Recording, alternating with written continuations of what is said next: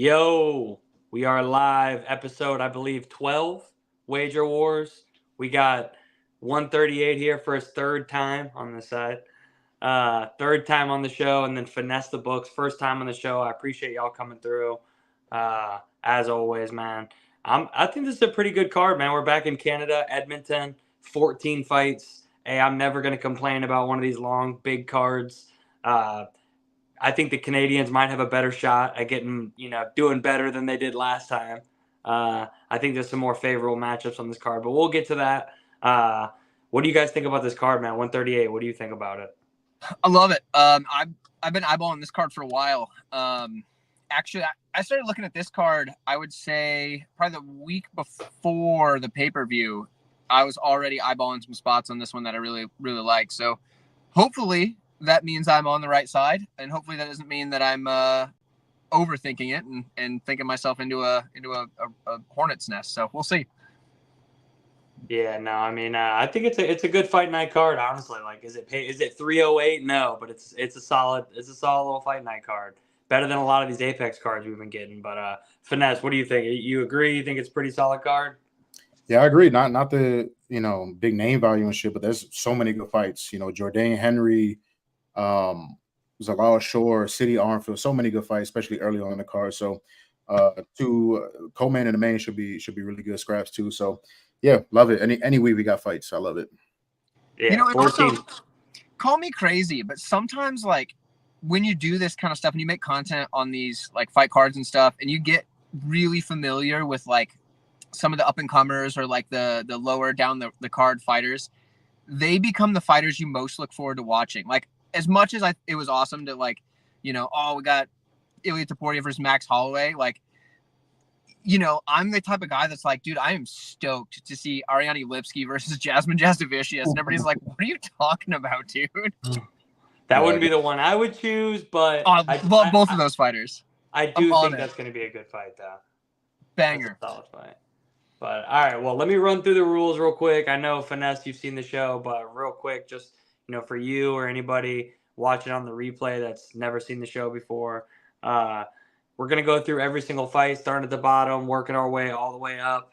They're gonna give their favorite bet, or at least what they want. They're gonna pick one bet for every single fight. It can be a money line, it can be a prop, a leg to a parlay, as long as they have some sort of action on every single fight on the card. So, if you guys have any questions, I know 138, you're super familiar at this point, but, Finesse, if you have any questions, let me know.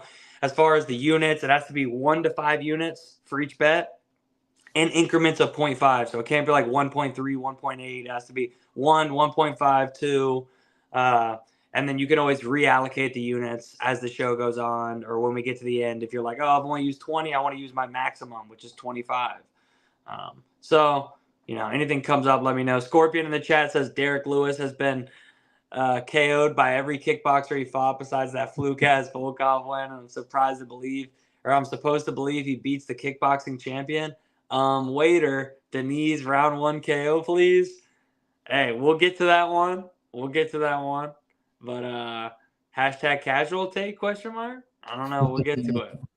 But hey, first fight on the card though. Let's get into it because we do have 14 fights.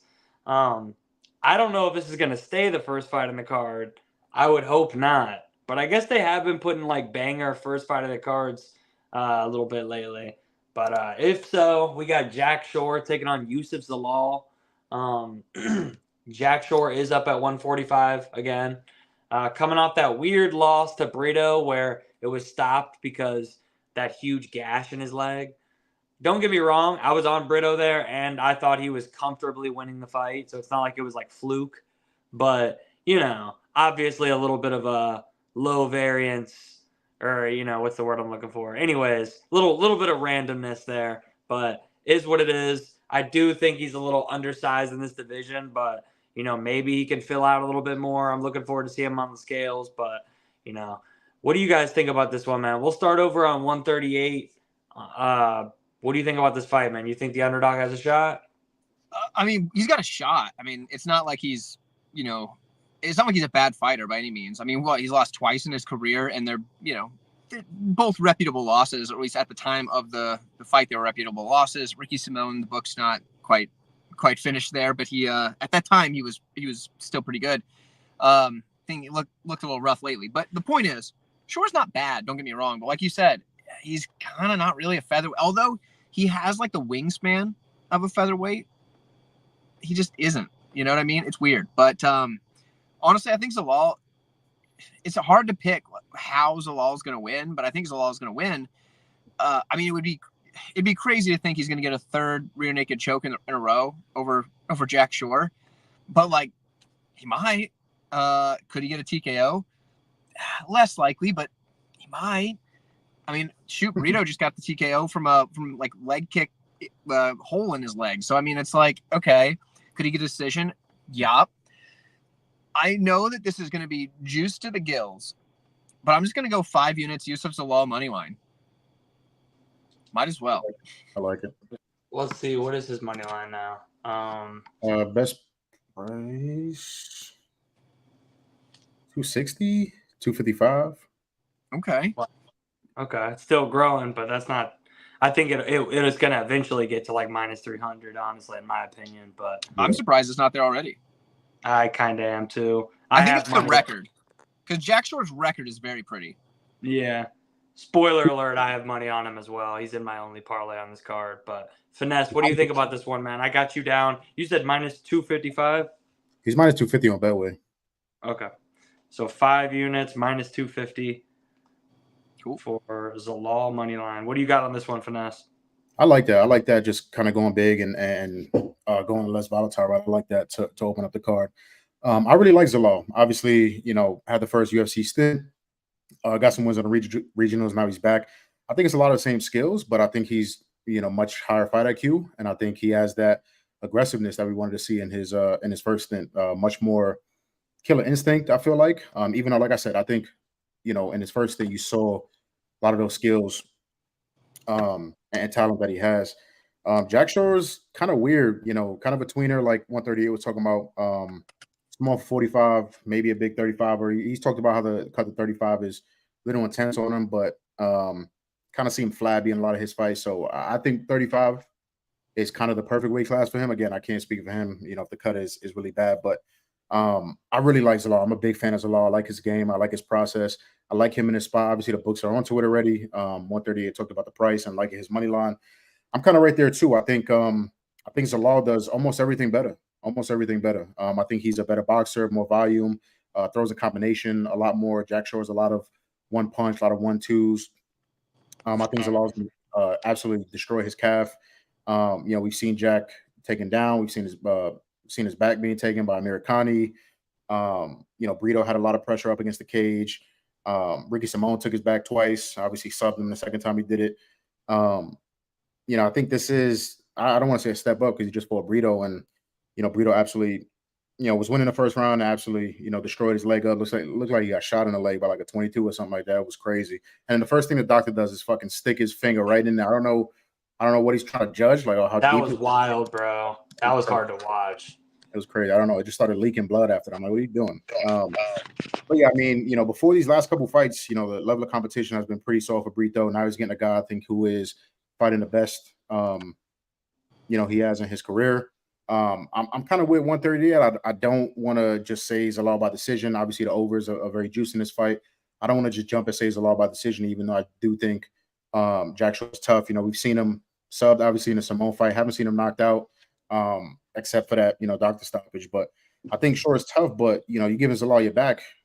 Last couple fights, it looks like Zalal gets you back and the fight is over. So I don't want to just assume that, it's going to be a Zalal decision. So can we pick the same bets? Yeah, nah, you got to go with your gut. So if you're going the same, that's fine. Yeah, that's kind of where my mind was at. I'm gonna play some props in this fight. I'm gonna play some Zalal props depending on how they open up on domestics, but I'm just gonna go, 3 units Zalal money line. I think I said I like 138's bet. I'm kind of right there with him. I think Zalal wins this fight. I think he can win a 15-minute kickboxing fight. I think he can take him down, take his back, win rounds, win a fight like that. I think he's better all around. So really like Zalal in this spot. All right, I got you down. Minus 250 Zalal money line. 3 units. Yeah, no, I mean, I agree. Like, I like, I honestly think Jack Shore's pretty solid. he probably is the more technical boxer, more technical straight jiu-jitsu. Like we're talking a lot about Zalal's rear naked choke and his back game, but Jack Shore's got a good, nasty, back game as well, and nasty rear naked choke. But I just, like I said, man, at 135, I feel like he's much better equipped. Like at 145, because he's also not like the fastest or most like athletic, I feel like he can just kind of get bullied a little bit. So Zalal is actually he's typically kind of has to skirt around and finesse guys, but I actually think he can kind of like bully Jack Shore a little bit. So, yeah, I mean, Jack Shore is tough. I think it does go over, but I agree with y'all. I think the way is just playing the money line. I really don't parlay often, but first leg of my only parlay on the card, I got Zalal. So I'm with you. We can move on to the next fight, man. Zappy Cow says Lewis KO. Hey, we'll get to that, but spoiler alert, I like where your head's at. Covert Bets, shout out. He says Denise KO. Hey, it could happen. Someone's getting slept. The duality of man right there. That fight is like the fight that I've seen the most people on opposite sides of, I think, on this card. Yeah. It's the MMA Twitter main event. Yeah. Yeah, but which is why I'm staying far away from that. Like in real life, obviously for the show, I'll give you something, but yeah, we'll get to it. But all right, we are moving on to the real people's main event. We got Jamie Linhorth taking on Ivana Petrovic. Both 1-1 in the UFC. I mean, what can you really say, man? Not the greatest performances, but Petrovic beat our girl, MMA Twitter's favorite fighter, Liang Na. I will say Liang Na, like people will give Petrovic a lot of crap for like that first round, but that's kind of every Liang Na fight. Like she's pretty dangerous for like the first 3-4 minutes. But I mean, hey, I say hashtag bring her back because she's the most entertaining women's MMA fighter of all time. But anyways, Jamie Linhorth, pretty big favor right now, man. What is she like, minus 220? might even be more. Let me see. Minus 220, I'm saying. Minus 205 on DraftKings. Oh, okay, yeah. Yeah, minus 200 Betway, best price, I'm saying. But, yeah, I mean, what do you think about this one, Finesse? You can start us off. You think the price is justified? You mentioned main event. I am weirdly interested in this fight. Cody, get ready for people to click off, okay? Because it's coming. I like Jamie Linhorth a very weird amount. Like I fucking love her in this spot. Obviously the books are kind of all over it. Big favorite. A lot of people, WMMA can't lay chalk, this and that. I'll talk about how I think she can cover that price. Cody, I'm going 5 units. Jamie Linhorth money line. That's where everybody clicks off right there. Everybody's clicking off, going to a different show. 5 units. Jamie Linhorth money line. Like I said, I really like her in the spot. Size, obviously, major in the spot. Size, physicality. Petrovic, I'm just not a big fan. I don't think she's good, respectfully. In my opinion, I don't think she's good. Seems kind of like, I don't want to say flaky, but just kind of like wiry, like easily bullied. You know what I'm saying? We've seen it in her short UFC career already. Terrible striking defense, even worse than Hort's. Literally blocking punches with her face. Zero fundamental boxing defense, in my opinion. She could be low volume too. Nothing really thrown with any, real authority behind it. A lot of pitter-patter shit, which I don't like. And I think her game plays right into what Hort does best. She kind of wants to, pitter-patter strike, throw 1-2s into range, kind of get you up against the cage, clinch you, take you down, kind of beat you up on the floor.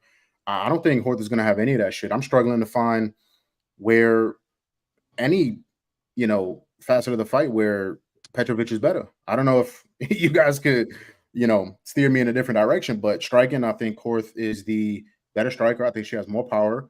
I think her kicks are vicious. The body kicks, even the high kicks, sneaky high kicks. Like I said, more power, more physicality on the feet. I also think just fundamentally, I think she's a better boxer. I think slightly better defense, even though Hort's defense is not great on the feet. And yeah, the physicality, Petrovic wanting to kind of clinch up and kind of make it dirty, I think Horth is going to be better there. I think Horth is really good in the clinch, elbows, knees. Very, she's slow. Horth is slow and kind of plodding, but um, like I said, Petrovic, I don't think is any better in the striking.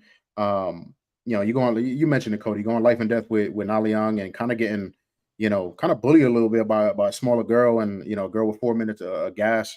I would have loved to see, Naliang with 15 minutes of gas. See how that fight played out. Getting kind of absolutely bullied by Carolina too. So I think Petrovic is, very easily backed up. Like I said, very easily bullied. So the reason I'm not going Horth by decision, which is I feel like what a lot of people are going to play, is I think Horth has finishing equity, and I think that's a way that she can easily cover this price. Horth KO, I'm interested to see what it's going to open up on domestics, but I saw it at like 13-1, Horth KO. So I think that can be on the, call me crazy. I think that can happen on the feet because, like I said, I think, I smell some quit in Petrovic. I smell some flakiness in Petrovic. I think it can happen in dominant positions on the ground. I think she can sub her. I think all options are open. I'm probably going to play Horth money line with my money and then look for some props as well. But like I said, I struggle to find anywhere where Petrovic is better. Really like Horth in this spot. Petrovic, I do not think is UFC level. I don't think she's going to be here for long. We're in Canada too, so crowd going crazy. That's just not a huge part of my cabin, but an extra little bonus. You know what I'm saying? Horth landed big on the feet, getting a crowd reaction. So, like I said, kind of long-winded, but really like Horth. 5 units, money line, comfortable with it. I think she handily wins this fight. Yeah, I mean, I do think Horth wins, and I would only say if I was trying to find a place that I think there's Petrovic could have an advantage, I would say she might be the better overall grappler. Like, I don't think Jamie Lynn-Horth's the best grappler, but I do agree with you 100% that she's the better boxer, better striker, and the reason I'm picking her in this fight is because while I think Petrovic has an advantage if they go to the ground, I don't think she has great wrestling, so I can't really trust her to bring it there. If she finds a way on top of Jamie Lynn-Horth, then I think that's why you touched on it a little bit with the Jamie Lynn-Horth knockout. If it's 13-1, then that might be the real one. I was kind of looking at the under plus 300, and I know it's new gloves. These overs been cashing in every goddamn fight, especially women's MMA. Like, I don't ever bet women's MMA unders. I don't bet unders a lot in general. But I'm just saying in this fight, just because I do think Petrovic has some finish upside if she is to make it, get on top of Jamie Lynn-Horth, but more likely on the feet, I do think Jamie Lynn-Horth can piece her up. So I don't hate that KO prop though that you mentioned. What do you think? 138? You agree? Yeah, I mean, I get what you're saying. Horth should probably be the favorite. Both these ladies are finishers though. Now I understand like there's not a ton of finishes in women's MMA at the UFC level. And there are when there's big mismatches. I don't think this is that big of a mismatch, but both of these ladies are finishers. What's the price difference between the under and the fight doesn't go to decision? So fight doesn't go is plus 275. Under 2.5 is plus 325. I'll play it safe. Go fight doesn't go. Just give me a unit on that. Got you. I can see. One thing I like for Petrovic, as Cody kind of mentioned, she's really dependent on getting the body lock to get her opponents to the mat. But once she does a very good job of working to get to mount as fast as possible and then just obliterating her opponent's face with elbows. And then once she does that, her opponent turns over and gives up their neck for the rear naked choke because they're tired of getting elbowed. Do I think that happens? Probably not. But I think that's her finishing upside is get that body lock, get to mount. And when she gets that body lock, she's really good at getting her hips off to the side so she doesn't end up in guard. So she'll get right to side control, work to mount. But realistically, I could also see Horth just bludgeoning her on the feet, stuffing the takedowns, and the ref saying, I've seen enough. So either way, I'll take the fight doesn't go. Yeah, I like that because I personally think Petrovic's sub is her money line. I think it's round 1-2 sub, and that's how she wins the fight. I think if this fight goes 15 minutes, I think just the moments are going to be too much. So I like that play. Again, plus 300, plus 250, whatever. I like it. I think takes both kind of sides into account. I like that play. I wouldn't rule out ground and pound just in case Horth doesn't turn over and give up the neck and instead just covers. But at the same time, yeah, sub's more likely. But we've seen that before, where everybody was saying, I think it was when they were in Toronto for the pay-per-view, everybody was like, "Oh, Julian Robertson's gonna get the sub," and I was like, "I'll play Julian Robertson TKO," and that cashed, and it was huge. So every now and then, you just gotta like, you know what, play the inside the distance and be safe. But I think we're like the fight doesn't go that way. Cover both sides, like Finesse was saying. Yeah, no, I think the under is definitely alive here. Pick'em says, "What's good? What up, Pick'em?" Oh yeah, shout out to the chat. There were some lovely folks in there. And no, I'm not hiding from the cops, but if I was, I wouldn't do it under this big old street light. That's hilarious. Like also right outside of a hospital is the worst place to hide from the cops. Hey, shout out to Nice Guy. He was Nice Guy's the man. He was watching Johnny K and Blood Money. Shout out to them. Two of the goats. Mm-hmm. Dash says DraftKings under is plus 310. Nice. It's not bad at all. Does anyone else think Horth looks hideous? Normally, we have better looking females out here. She's not the worst, you know. We got much worse. Yeah, I mean, much worse. You know. But I like a strong woman. But we can move on to this next one. It is going to be a better fight, in my opinion. We got Chad and Hellinger taking on Cody Gibson. Chad and Hellinger about you can get him plus 165 now. So plus 165 is the best one I'm seeing. What do you think? We're back to 138, man. You think this price is justified, or is the underdog got a shot? Gibson's getting the sub. I feel very good about that. How does Chad and Hellinger lose? He gets subbed. Gibson's getting the sub. I don't know what the sub line is. I want to call it sub round 2, but man, it could technically happen any round. So we're just gonna play the sub. Give me 2 units on Cody Gibson's sub. Whatever the price is. Plus 400 on the sub. Let's go. I'm in it. In it to win it.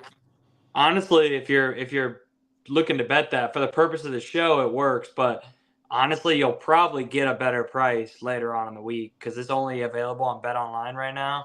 Oh, you'll probably get like plus 600 later on in the week, unless that line blows up, which I don't think it will get too crazy. Anybody that realizes, and Hellinger always not always, but I mean, if he loses, it's a lot of times by sub. He's been submitted like 5 times, hasn't he? It's quite a bit of times. Yeah, both of them have. To be fair, they've been submitted like 10 times between the two of them, but I think Gibson will out grapple him though. Yeah, I think Gibson's he's a lot bigger, man. He's a lot bigger, and I think he's genuinely better like everywhere. He's got them choking arms. I'm not a big Ant Hellinger guy, but hey, Gibson does have a long neck of his own that he likes to throw himself in chokes. So Gibson, after his first stint in the UFC, if you look at who he lost to, it's not like, I mean, people think he's a bum because his first stint in the UFC, he got beat by Aljo and people like that. Yeah. But dude, after that, he became a high school wrestling coach, as a main thing, and his grappling got way better because there's something about just drilling fundamentals with your students, even though they're high school kids, just drilling the fundamentals over and over and over. I teach kids every class, man.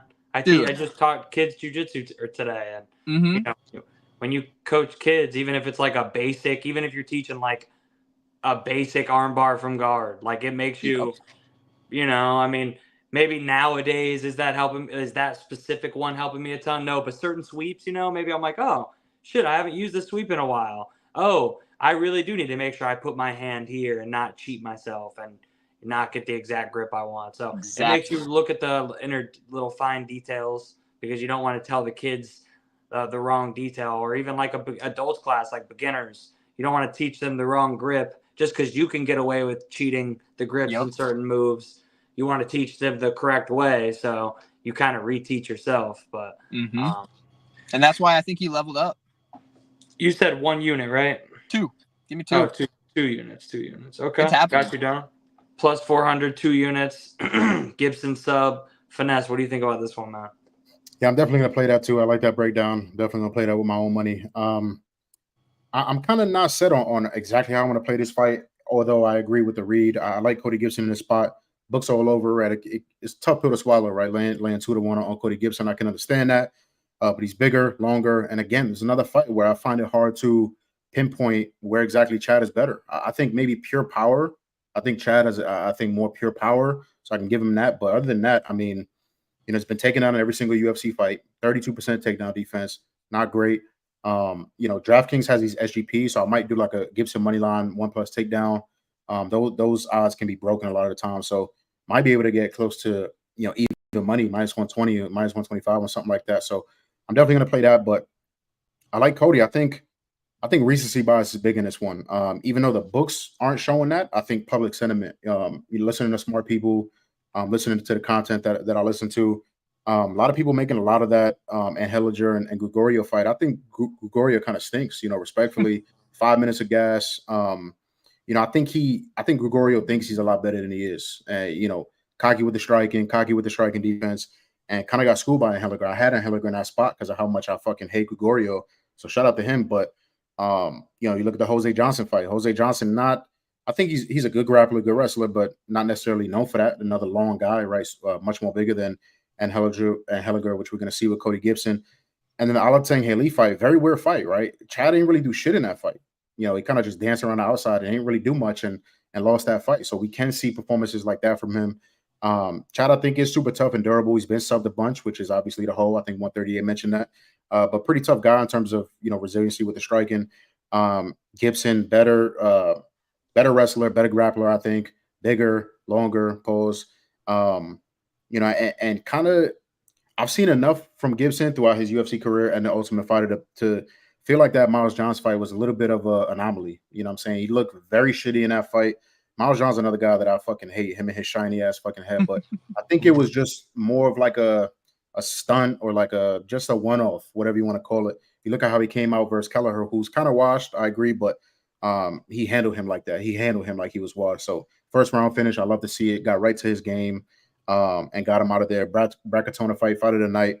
And I think Katona is much, much better than Hellinger. So not trying to do MMA math, but yeah, I like Cody in the spot. I think I'm going to do playing it a little bit safer. I'm not seeing too much of a difference between I'm seeing +170 fight ends inside the distance, and Gibson ITD is only +240. So I think I'm just going to play fight doesn't go at +170. Let's throw a unit on that, kind of cover both sides. If Cody was +300 or +325 ITD, I'll take that instead, but not too much of an odds difference. So I'll just take the ITD +170, cover both sides. But I agree with 138. I think he takes him down, dominates, gets his back, puts him in really, really vulnerable spots, and finishes this fight. So, ITD, though. Fight doesn't go. Got you. You said how? 1 unit, right? 1 unit, yeah, 1 unit. 1 unit +170. Yeah, I think the finish probably does happen here, man. It's probably, I wouldn't hate either a finish ends by submission. It might be a little square. It's a little obvious. It sounds like a little wiki capping, but they really do both have chins, man. There's a reason why they're, when they lose, it's by submission. So wouldn't hate that. I don't know what the line is on that. Fight in sub. What is it? Is that line not out yet? It probably is, but whatever. I can look at it later. But yeah, I think most likely Gibson gets that sub, but don't hate the under either. But what do we got? Dustin says Gibson is a lock. Yeah, I think he wins. 138 does not live in his car, you asshole. I didn't even see that comment. That's hilarious. I actually live in a bunker in the woods, not my car, but close enough. Who the hell I love saying that because people always think I'm kidding. I thought you were. You dead ass. I know. Everybody thinks I'm kidding. Yeah, I thought. Dead ass serious. I live in a steel bunker in the woods. Hey, fuck it. Wow. 138, real OG. Which is why I can't stream from my house, because you can't get good internet in a steel bunker in the woods. Damn. That's why I'm always at my girlfriend's place when I'm streaming. That's funny, dude. I did not know you were serious about that. Yeah, I know. I joke about it all the time, and everybody's like, "Oh, he's just kidding." Like, nah, dead ass serious. When I sent Couch Warrior a little video of me like closing my front door, he was like, "What is wrong with you?" What the hell? Yeah. Right. But yeah, There Will Be Blood is an awesome, awesome fan of my channel, and I'm an awesome fan of them. So shout out to them. He's an OG. I'm always seeing him around. So what up, Blood? But we can move on to this next fight, man. We got Siri City taking on Garrett Armfield. City is what, like -150? -140 best line. Garrett Armfield +120, +125. We're back over to Finesse for this one, man. What do you think about this one? Yeah, one of my favorite spots on the card, City money line minus 143 units. I'll try to keep it short. I think I've been a little too long-winded this show, but Nah, you're good, bro. yeah, I really like City in this spot. I think City, I think City could be borderline special. I really do. Based on what I've seen off the regionals and so far, again, not a big sample size in the UFC. Ramon Tavares, I don't think, based on what I'm seeing, I don't think Ramon Tavares is really getting the credit that he deserves. I've heard takes this week that Armfield's a better boxer than Tavares, and I think that is fucking delusional. I think Tavares is an extremely good boxer. The angles he cuts is just fucking beautiful, defensively and offensively. His countering, his distance management. I really like Tavares' boxing. So I think that's almost one of the toughest matchups you can get for City is a powerful boxer, a good counter puncher.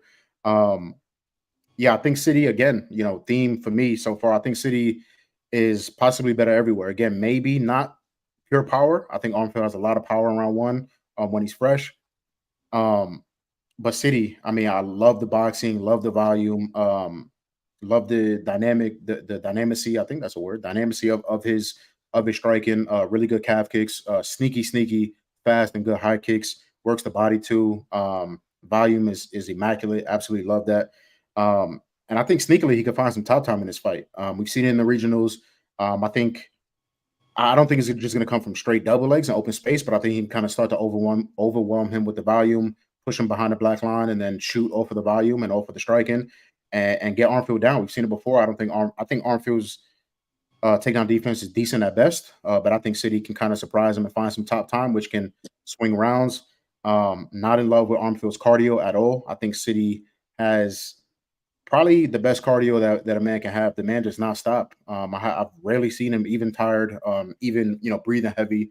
And those, especially that second one, that Ramon Tavares fight was very high fucking paced, nonstop pressure, which can be very tiring. Love City's cardio. I already mentioned the striking. I think he can find some top time. Armfield again, a lot of throwing single shots. He has a pretty good one too. Straight down the pipe, pretty fast. So I'll give him that, but. Can be low volume at times. Yeah, a lot of just single strike as opposed to City's combination work, which I think is going to be really good in this matchup. I like that City took a bunch of time off after his last fight. Obviously, took a lot of damage. Some of it was a little bit unnecessary, but started training with the MMA lab guys, which I like as well. Kind of stepping outside the box. I think that's going to be good. The time off, training with different guys. I think that's going to be good as well. And yeah, I think we might see the best City that we've seen so far. So kind of buying into a little bit of the hope that the potential of it being a career best performance, but really like City in this spot. I think he's going to be a little bit more patient. He's going to be longer and much bigger, much longer in this spot. Not really a guy that likes to use the length and distance, but hopefully he uses it a little bit more. Learns from the last fight, which I thought he won too. I thought he clearly won round 2, 3. And then won, 4 minutes, 58 seconds of round 1 and gets dropped, which kind of may have swung around to Tavares. But I was on City in that spot. Absolutely painful. But yeah, I said I was going to be short-winded and was very fucking long-winded. I like City, one of my favorite spots on the card.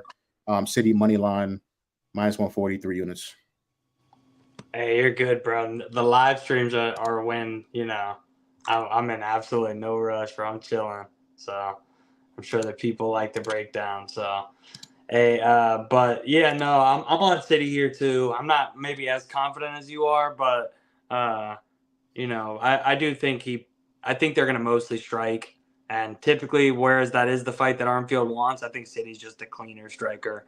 Armfield probably does have the power, like you mentioned, but I just think he's probably gonna get pieced up here. But did you say 1 unit or how many units did you say? 3 units. Yep. 3 units. So 3 units minus 140 on the money line. 138. What do you think about this one, man? So I also agree that I think City won that last Tavares fight. So there's that. Gosh, okay. I don't hate Khalil, damn it. Everybody always says I hate. He's just in a cult. That's all it is. I don't hate him. I want what's best for him, and I want him to get out of a cult. That's nobody wants someone to be in a cult. I like Khalil. I'm sure he's a nice guy. But either way, him, Dominic Cruz, and Jeremy Stevens are all in a cult together. Like it's a thing. Anyway. Like I was saying, I thought Sirius City won against Tavares. it was close, but I thought he clearly won. Because a fight can be close and still have a clear winner. Judges got that one wrong. In this one, maybe I'm biased. I mean, I was just teaching Garrett Armfield about like hotel room security and how to like block out noise canceling recording devices. So I'm gonna take Garrett Armfield for a unit simply because like I like the guy. But I also think I think his forward pressure is pretty good. One thing I think that he can take advantage of is City sometimes will over pressure and lose his length, and that is something I think that that a guy like Armfield could take advantage of. So it's a good fight. It's a close fight. I think it's going to be back and forth. I don't think one guy's just going to run away with it, but give me Armfield as the underdog, and yeah, we'll ride with him for a unit. And I don't hate Khalil. Hey, hold up, what's his money line? Plus 125 or something? Yeah. Oh, there's a bet or plus 135 on MGM. Let's go. MGM's even legit, so I'll take it. Yeah, plus 135. You said one unit, right? Yeah, just one. Because I realize I could be just being biased here. Yeah. It can be tough sometimes, but got you down there. Hey, I did want to mention I did put both these guys' content in the caption below, so check it out. I put your link goldboys.com so you can catch all Finesse the Books official plays and content, all his betting content. So check that out. It's in the caption below. And then 138, I put his YouTube in the caption as well. So definitely check that out. I'm gonna put Finesse your Twitter in there as well, so they can, if they just want to check out, see what you post a lot of some betting stuff on there as well. Yeah, like my in-depth breakdowns are all on the YouTube, so like I might not go super in-depth here sometimes, but if you guys want to hear more, you can just pop on over there. You get the full detail. Here you don't get that. Here you get short, sweet, to the point. I'm gonna tell you what I like, tell you some other little stuff, and engage with the chat, but the detail, it's over in the video. Yeah, definitely check out 138. Do you have a YouTube, Finesse? I do not know. Okay. But yeah, I'm gonna check out your website. I've seen your MMA stuff on Twitter. I know you post like other sports as well. But yeah, 138. Definitely check out his YouTube channel. He does like I like how you do the whiteboard breakdown because Only one. Yeah, no, it's cool, man. You got your own little thing, and it sucks Contender Series is over because it was great for both of us, bro. Dude, I gained like 2,000 subscribers or something this year. I gained a lot of subscribers from Contender Series, and I went 9-1. Like it was only one card I went negative betting wise, and it was like less than a unit.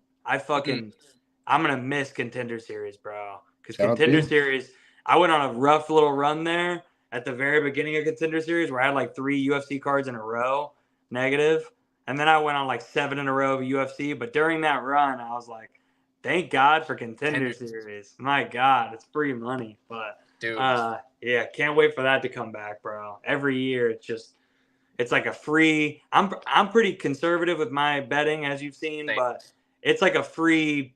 Every season, I usually make like 25 units, 20 units from Contender Series, something like that. So for me, that's a lot. Like I'm pretty conservative with my unit distribution. A lot of those Contender Series cards, I'm betting like 5 units. So sometimes less. So yeah, but yeah, we can get into this next one, man. We still got a freaking decent amount of fights to get into. So we got Alexander Romanov taking on Rodrigo Nascimento. Nascimento, slight favorite, -1, as low as -115. I'm seeing. Oh no, there's a -105 out there. So pretty much, it's pretty much dead even, but slight favorite on most books. Who are we on for this one? We are back to 138. What do you think about this one, man? Oh man, this is a brutal fight to pick because what up, Chandler? Everybody always like talks smack on like women's MMA, and I feel like there's something going on there. I think it's the heavyweight division outside of the top 5 is the worst. So I would watch any women's division, any women's fight over like most heavyweights because they're boring or they can't fight. I mean, they can, but like they can't. Like a lot of times they're just like pushing each other against the cage because they're too tired. So this is going to be rough if it goes late, and I think it will. And I don't know how late. I assume we don't have lines on fight starts round 2 yet, do we? Still early. Let me I can see. check. Romanov fight starts. Let's see here. Yeah, no, I don't think that's dropped What's yet. the over 1.5? Over 1.5 is minus 170. Yeah, just give me a unit on it. I wish I could go more, but I mean they could just fall over with a heart attack. Who knows? It's too early in the week to know what Romanov's going to look like. I don't keep track of all the fighters' Instagrams or anything like that. I don't even hardly use Instagram, but so I don't know. But if he comes in big like he did last time, like full diabetes, I don't know. I don't you never know, man. That's rough. It but is he could one also of just those. fall on Nascimento and that's it right there. Nascimento's just done. Yeah. He actually trains at a friend of mine's gym. Romanov or Nascimento? Romanov, as funny as that is, he trains out here in VA, like 30 minutes from my house. But what does that man eat? Oh, bro, I wouldn't know, but yeah, it is kind of funny. He trains at like a small little gym. Like it's like a small little gym of like random Virginia white guys that just rush American white dudes. I don't know how he fell in with them, but hey, I kind of root for him because of that. But I do lean Romanov because I don't think either are a great striker, and I think if either gets a takedown, it's probably GG. But I don't know. I mean, it's hard to be confident on either of these guys. I've never been a Nascimento guy, but Romanov is so freaking hit or miss. I don't know, but I lean Romanov. No money on it though. What do you think about this one, Finesse? Yeah, same. I kind of hate this fight. Probably won't have any money of mine on it personally, but I'm gonna buy as low as you could buy on Romanov. I still think he has some skills. King Kong. I think he King Kong smashes him, and that's kind of the read I just had in my mind all week. I don't know why. I wouldn't trust Romanov to do anything successful in any UFC fight, but round 1 plus 400. I'm gonna go unit on that. Yeah, I think he pressures with the hands, gets him down, smashes him. We've seen Nascimento taken down in multiple UFC fights, even by Derek Lewis, surprisingly, which is fucking awful. So yeah, give me Romanov to fucking suplex him across the cage, pound his face in, round 1 finish. Round 1 finish plus 400, 1 unit, right? More opposite. That's great. I know, yeah. Round 1 finish. I'm looking for over. Yeah, I was shocked that it's minus 170. Like the books are telling you, minus 170 for over 1.5. I know Nascimento fights, kind of pitter patter and shit, but kind of crazy line. Books agree with you for sure. Especially for a Romanov fight, typically, Yeah. I remember when these lines used to be insane for the under back when, when he was just like King Kong smashing dudes. But that's before he went full diabetes. Yeah. Well, really, it's like he was already a fat ass, but then he got skinny, and then he went back to fat, and that's when people were like, "Oh no, yeah." Because now not only did he go back to fat, but he had all that loose skin from losing weight, but he didn't just fill it out. He just put I don't know what happened. He still has the loose skin on top of the fat. It's weird. Yep. Yeah. I have been watching the IG. I think the man might have lost, a good 6-7 pounds. He looks okay, so we won't know to the scales, but. He looks decent at best. Got that filter on. Romanov says, can't trust it. There's the lighting. Yeah. Him working the angles, Yeah. Shout out to Brady DFS. He's always posting that band workout that Romanov does. So hilarious. But all right, well, that'll be an interesting fight at least. That's for sure. I'm honestly looking forward to it. I know I get it. It's a sloppy heavyweight fight, but I'm not gonna lie, I kind of like a fight like that just because it's gonna be a meme, dude. If it goes to the 3rd round, it's gonna be just all right, take a break, go take a piss, whatever. But that 1st round, just 2 big old boys, friggin' chucking bombs and trying to throw each other around. It's gonna be fun for the first, 3.5 minutes if it gets there. But I'll be rooting for a decision. Yeah, just the most boring decision. Yeah, you'll be rooting for it to be a fucking terrible fight. I love it when that happens. I love when heavyweights do exactly like I keep saying they will, but then everybody still is just no, heavyweights are going to knock people out. And I'm like, what are you talking about? Most of the time they just hug each other against the cage for 3 rounds. But it's whatever. Yeah, I mean, if there's not a finish early, then it's probably going to get really disgusting. But yeah, this next fight is a lot better. This is actually a really good fight that I'm looking forward to, even though they haven't. Well, one of them hasn't been having the greatest performances lately. But we got Charles Jourdain, Victor Henry. Pretty interesting fight, man. This line's kind of moving around a little bit. Jourdain's slight favorite right now, coming off back-to-back losses, but they are to Gene Silva and Sean Woodson. 2 very good fighters, in my opinion. I believe we are back to Finesse for this one. What do you think about this one now? Yeah, this one, like you said, very low-key banger, right? Just kind of buried on the prelims. Probably going to be a really good fight. I think it's going to be a close fight. I've been a little bit back and forth. I do want to retake both of these guys completely again. But, you mentioned a little bit. I just think Jourdain's career has been a little weird, right? Obviously, moving down to 35 now. A lot of people are, calling it desperate or, whatnot. This and that. He looks pretty good. So far, again, won't know fully until we see him on the scales. But, just looking at the guys he's fought, right? Julian Erosa, kind of a weird style, right? Took the L there. Shane Burgos, pretty good fighter, right? Lose an extremely close fight, lose a majority decision. Nathaniel Wood, right? Guy that did move up, right? So a guy that's smaller, but pretty weird style too, right? Can get the takedowns, dynamite in his hands. And then you mentioned it, guys like Sean Wood, just very going to be a tough matchup for anybody. And then John Silva, right? A lot of people are kind of just feels like off the train. I don't know. I just feel like in my circle, the people in my algorithm and people I follow and stuff like that, I'm seeing a lot of love for Henry. I'm seeing barely anybody on a Charles Jourdain train at home in Canada land. So I'm gonna side that way. I think both of these guys are really tough. I don't really see a finish unless Jourdain kicks him in the nuts like 9 times. So I'm gonna go with Charles Jourdain by decision. I think it was like plus 190. I go 1 unit on there. I think the movement is gonna be a little bit of an issue for Henry. I think where we see Henry look the best is where guys are kind of just standing in front of him. He's in rhythm, and then he's feeling it, right? Then it's nonstop pressure, nonstop volume. Very pretty striker. So I don't think Jourdain's going to give him that type of fight. I think it's going to be hard to find, especially in a big cage. We'll see what he has at 35. He's going to be bigger. 8 years, I think 9 years younger. 8+ year age gap. The younger fighter wins nearly 70% of the time. So just a little more of an edge on the Jourdain side. So bigger, longer. I think the movement's going to be a problem. I think he has more power.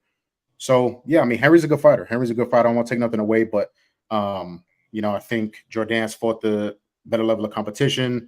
Ronnie Yaya win. I don't really put too much stock into that.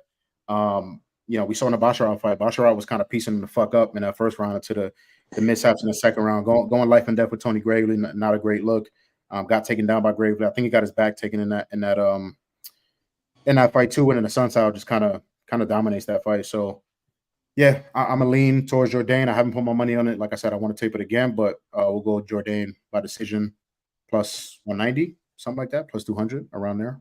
I only see plus 155. Where is it plus 190? Let's see. This is a couple hours ago I looked, so might have seen more. Fight odds is only showing me Bovada, Bet Online, and MyBookie though. Yeah, I think I was looking at Bet Rivers. But yeah, whatever fight out says, I'll take a Jourdain decision. Let me check real quick.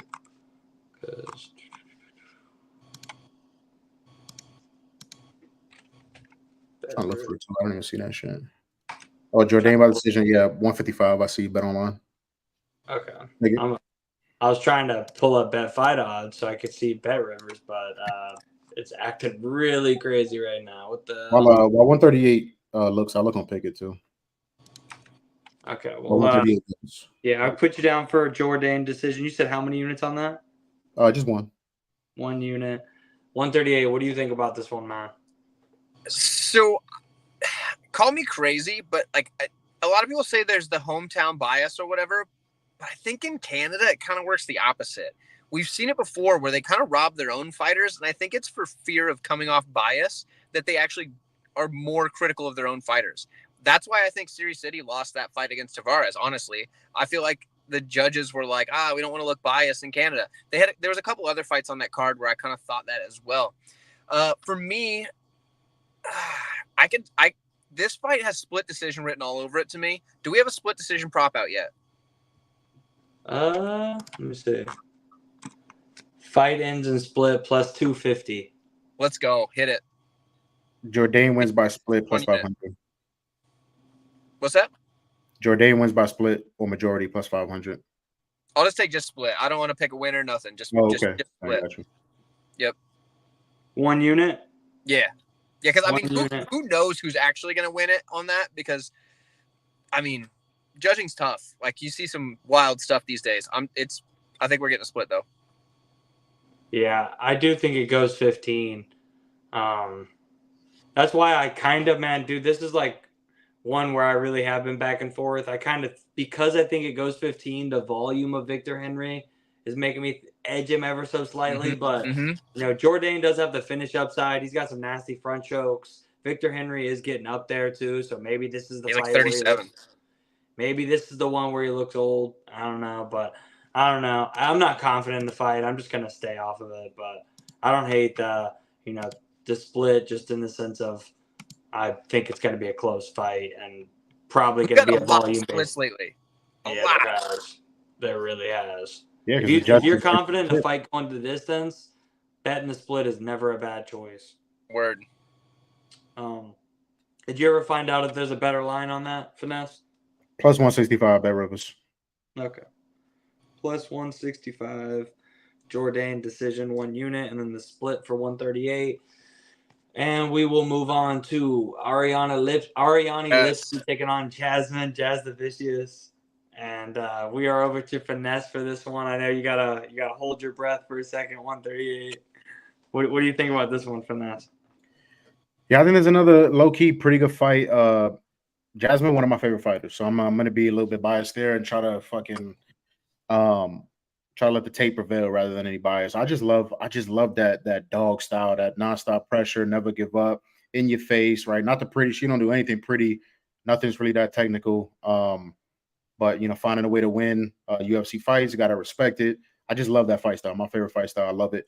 I do give credence to Ariane looking better every fight. I think her IQ's got a little bit better. I think the takedown defense got a little bit better. She's mixing up the game, mixing up the elements of MMA, I think, better than she ever has. So I do give her credence with that. I think she's getting better every fight.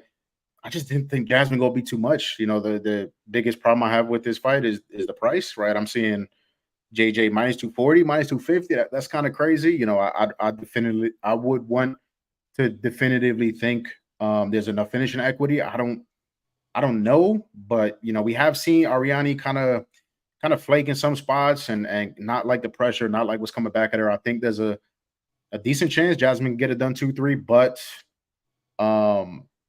this one is tough. I do think Jasmine wins. I'm gonna go Jasmine decision. Let me see what the line is because I have no fucking clue. Hey, enjoy, Burke. Front row for UFC Edmonton. Enjoy that. Nice. Let's go. Jazz the Vicious by decision minus 110. Let's go 2 units there.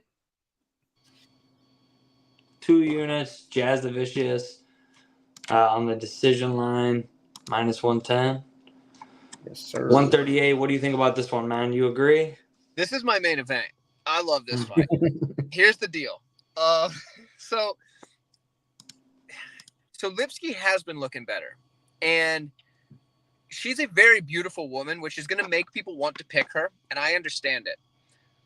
But Jazz the Vicious is a very bad woman, and she's going to get this win. I feel it in my bones. The most likely outcome is decision, but I could see her just pounding her face, and especially up there, in Canada, wanting getting the crowd behind her. Although Edmonton is way far away from where she trains, I believe in Toronto. Like, it's pretty far. But I think Jasmine's gonna just be too much. So I thought Jasmine actually beat Cortez. I know that I'm in the minority and nobody else thinks so. I'm also biased as heck because I do really like Jasmine. But I thought she won that fight. I thought it was close, but I thought she won.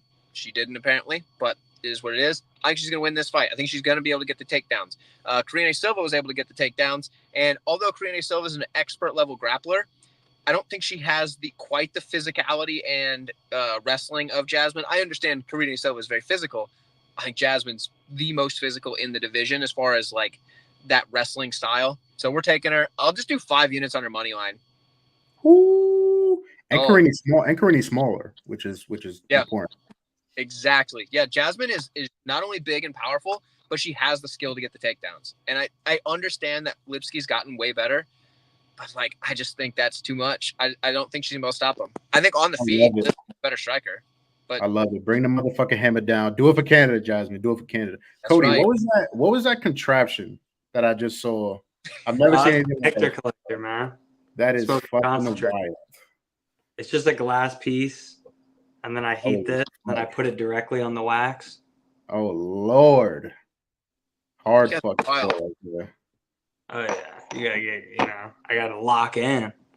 I gotta lock in for these bets so I can, decipher the code. But Daz likes the JJKO plus 850. Hey, I did talk about that on my breakdown. Go Daz. I lean the decision, but I was talking about that because we have seen Lipski not only get finished but get ground and pounded several times. And Jazz the Vicious, not let alone being in Canada trying to, get a little extra hype, she'll let go with some of these elbows on the ground. So, that are legal now, the 12-6 and all that is first card. Oh yeah, that's another thing. Yeah, that would be crazy. Okay. Everybody's saying that they don't think the 12-6 elbow is going to make a big difference. And I think that's because they're thinking 12-6 elbow just like this. That isn't exactly the case. You can now also use your elbow like this and drop your body weight straight down to split the guard. I don't know if you know, but if you do that to someone's face, they're toast. Like, I don't know why nobody else is thinking that, but like, that's brutal. My coach used to do stuff like that to me in the stand-up back in the day, where he would throw a jab and then follow it up with a straight elbow where you just step in like that. You can't block it. It just slices right through your guard. You know who does that? From the ground and pound. You know who does that? Jamie Lynn Horth. There you go. That little, right here. Oh yeah, she does do that. Yeah. And now you can do it straight down, which is going to have way more emphasis on that point. All right, Cody, you guys got me way too fucking hype right now. In Canada, I'm feeling the Jasmine. Can I switch my bet? Is that allowed? Oh yeah. Okay, so you guys got me way too fucking hype. I'm gonna go Jasmine. I'm gonna go with Daz. I'm gonna go Jasmine TKO plus 850. Shout out to Daz. Let's go. I think Lipski has a quit button. I really do. And I don't think there's anybody more equipped to find that button than JJ. So I'm gonna switch it. 1 unit plus 850, JJKO. Let's go. I hope it hits. Like, I mean, that means you'll probably beat me on this show, but I still hope it hits. 2-3 KO. There you go. Yeah, I don't think it happens in the first. I think Lipski's tough enough to make it through the first. Yeah, no, I think it probably would be like a second round. But I put you down 1 unit plus 850. Jasmine KO. Yeah, I could definitely see that cashing, man. And yeah, some guys in the chat know what's up. Honey Straw, Nectar Collector is key. Agreed. We're all Lipski simps. I mean, yeah, who isn't though? Like, she's absolutely gorgeous. Yeah, she really is. Yeah, I'm a fan. Literally 0 chance Lipski gets finished by a Canadian. Gonna have to fade the wars. Hey, we're gonna find out, man. We gonna find out. Didn't Antonina Shevchenko finish this girl? I think so. Yeah, it was a long time ago though. That was a long time ago, and she has gotten better. But people don't forget. You know what I mean? Friends don't let friends bet on girls who got finished by Antonina Shevchenko. That's all. And Montana De La Rosa. Yep. Yeah. Losing to Montana De La Rosa, I'll give you a pass. I'm higher on Montana than a lot of people, even though she's dead to me kind of now after that after that loss. What was that last loss? Oh man. What's her fucking name, dude? Hold up. That's gonna bother me. Who did she just lose to? She beat Andrea Lee. Oh fuck. Yeah, she did beat Andrea Lee. But it was a terrible performance. It was JJ Aldrich, but she beat Andrea Lee, but that fight was disgusting, dude. But Andrea Lee does have a way to make every fight a split decision. Canada is like the opposite of a French card. Yeah. But, all right, well, we can move on to this next one, man. We got Ayman Zahabi taking on Pedro Munoz. Ayman Zahabi is sitting at – this line is another one that shifted. He is now the slight favorite, -120. He was a dog like a day and a half ago. Mm-hmm. -115 is the best price. I think that's some. I don't know, -105 on Betway. Basically even money. This line's probably going to keep moving. We are back to 138. No, we are actually finesse this time. What do you got on this one, man? Sure. I don't know, but I'll take it. Oh wait, no, Yeah, go you're ahead. right. You're right. It is finesse. I mean, it is 138. Yeah, go ahead, bro. Okay, I'll go. Yeah, dude, like this fight's almost certainly going to decision, but that line is just gone. What do we got on a split? What do we got? That's not a bad thought again.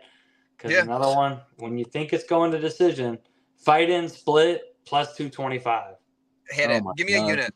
It's like, come on. I mean, it's going to be the volume of Munoz versus the power shots of Zahabi, and whatever. Just give me a split. Yeah, I don't hate it at all. What do you think about this one, finesse? Who are you picking now? Yeah, I'm gonna be a square, and I'm looking for the price now, but I'm gonna be a square and just go Zahabi by decision. Oh my god, it's terrible. Yeah, I mean, what's Zahabi money line? His money line is like what? Plus, or no, he's -105 or something like that. Yeah, -105 best price. Yeah, I'm seeing the Zahabi decision at +110. So I'm just gonna go Zahabi money line. Yeah, Zahabi money line 1 unit. I mean, it's gonna be a really close. I would take Zahabi, but at the same time, like I don't feel good about that at all. Yeah, I don't either. I doubt I have any, of my American dollars on this fight, but I think just Zahabi is going to be a little bit smarter, a little bit more agile, especially in a bigger cage. I mean, that's really all I got in terms of edges. So I thought this is going to be a really close fight. I think kind of disgusting fight from a betting perspective, but should be a decent fight, hopefully. But yeah, I mean, it's going to go off 15. So Zahabi. No real confidence, but we'll just go a unit. Nice. Yeah, I mean, there's a world where Munoz just walks forward, throwing a bunch of leg kicks and sticking his jab out there, and then just wins off the scorecards. Yeah, I think it's going to be close. It's going to be close, I think. But I lean Zahabi, but I'm not confident at all. Mr. Nice Guy says, and talking about our girl, Queen of Violence, finished by Antonina, who is now a commercial pilot. You might see her on your next Vegas flight. Hey, I wouldn't be mad at it. She looks so hot stewardess. What up, Shady? Life comes at you fast, bro. Yeah. She's a pilot, not a stewardess, Cody. Oh, commercial pilot? Oh, yeah, she's a pilot. Damn. Okay. I was thinking stewardess. That was a little sexist. Oh, jeez. It's more because she's just like, she's hot. She looks like she'd be a stewardess. But... yeah, I'm tired of people saying she's not. She's the hotter sister. But I don't know about that. There's something about Valentina, man. There is something about Valentina. I agree with that. That's a strong woman, and I like a strong woman. Yeah. Valentina's a dime. Yeah, no, neither of them are bad. I'm not kicking either out for eating crackers, But there you go. All right, we can move on to another Canadian. We got Mike Malott taking on Trevin Giles. Mike Malott coming back off my favorite hit of the entire year. I had Neil Magny, round 3 TKO. I fucking lost my shit. I was losing my shit before the knockout because it was so obvious that it was over. And honestly, it actually got closer than I thought it would because when I saw Malott flop to his back and was just so gassed, and Magny was throwing these 2% power punches. And the ref wanted to let it go on because there was no power in the shots, but Malott literally could not even keep his hands up. He was so gassed. So best cash of the entire year for me. I bet more on my. I had a 10-unit play on that Rob Whittaker Alice Garoff cash, but as far as the biggest plus money of my year was that round 3 TKO Neil Magny. He was a huge underdog. He is a big favorite again in this one. Not quite as crazy, but he's what is he, minus 220 or something? Minus 260. Never mind, yeah. What do you guys think, man? We'll pass over to Finesse to start this one. You think the line is justified, or does Giles have a chance here? No, I do. I think Malott is going to justify his price. I think he's going to finish Giles, officer down. I think it's gonna be another, officer need backup, unfortunately. But yeah, minus 125, Malat ITD. I think it come any round, any method. I think this is a great matchup. Obviously, finding the door and just basically quitting. Not a great look, but it happens. You know what I'm saying? Young in his career, it happens. It happens. He's back in Canada, can make up for that in the biggest way. Great matchup to do so. A very finishable guy. Pause. Like I said, I think he's just faster, more athletic, more dynamic, more power in his hands. I think it's gonna be too much. Way better wrestling. I just think it's gonna be too much. Perfect matchup for Mike. I think. Get it done in Canada. Get back in the W column. Great matchup, Mike ITD. Pretty simple. We'll go for 3 units, Mike ITD. 3 units, Mike Malat ITD, minus 125, 138. What do you got on this one, man?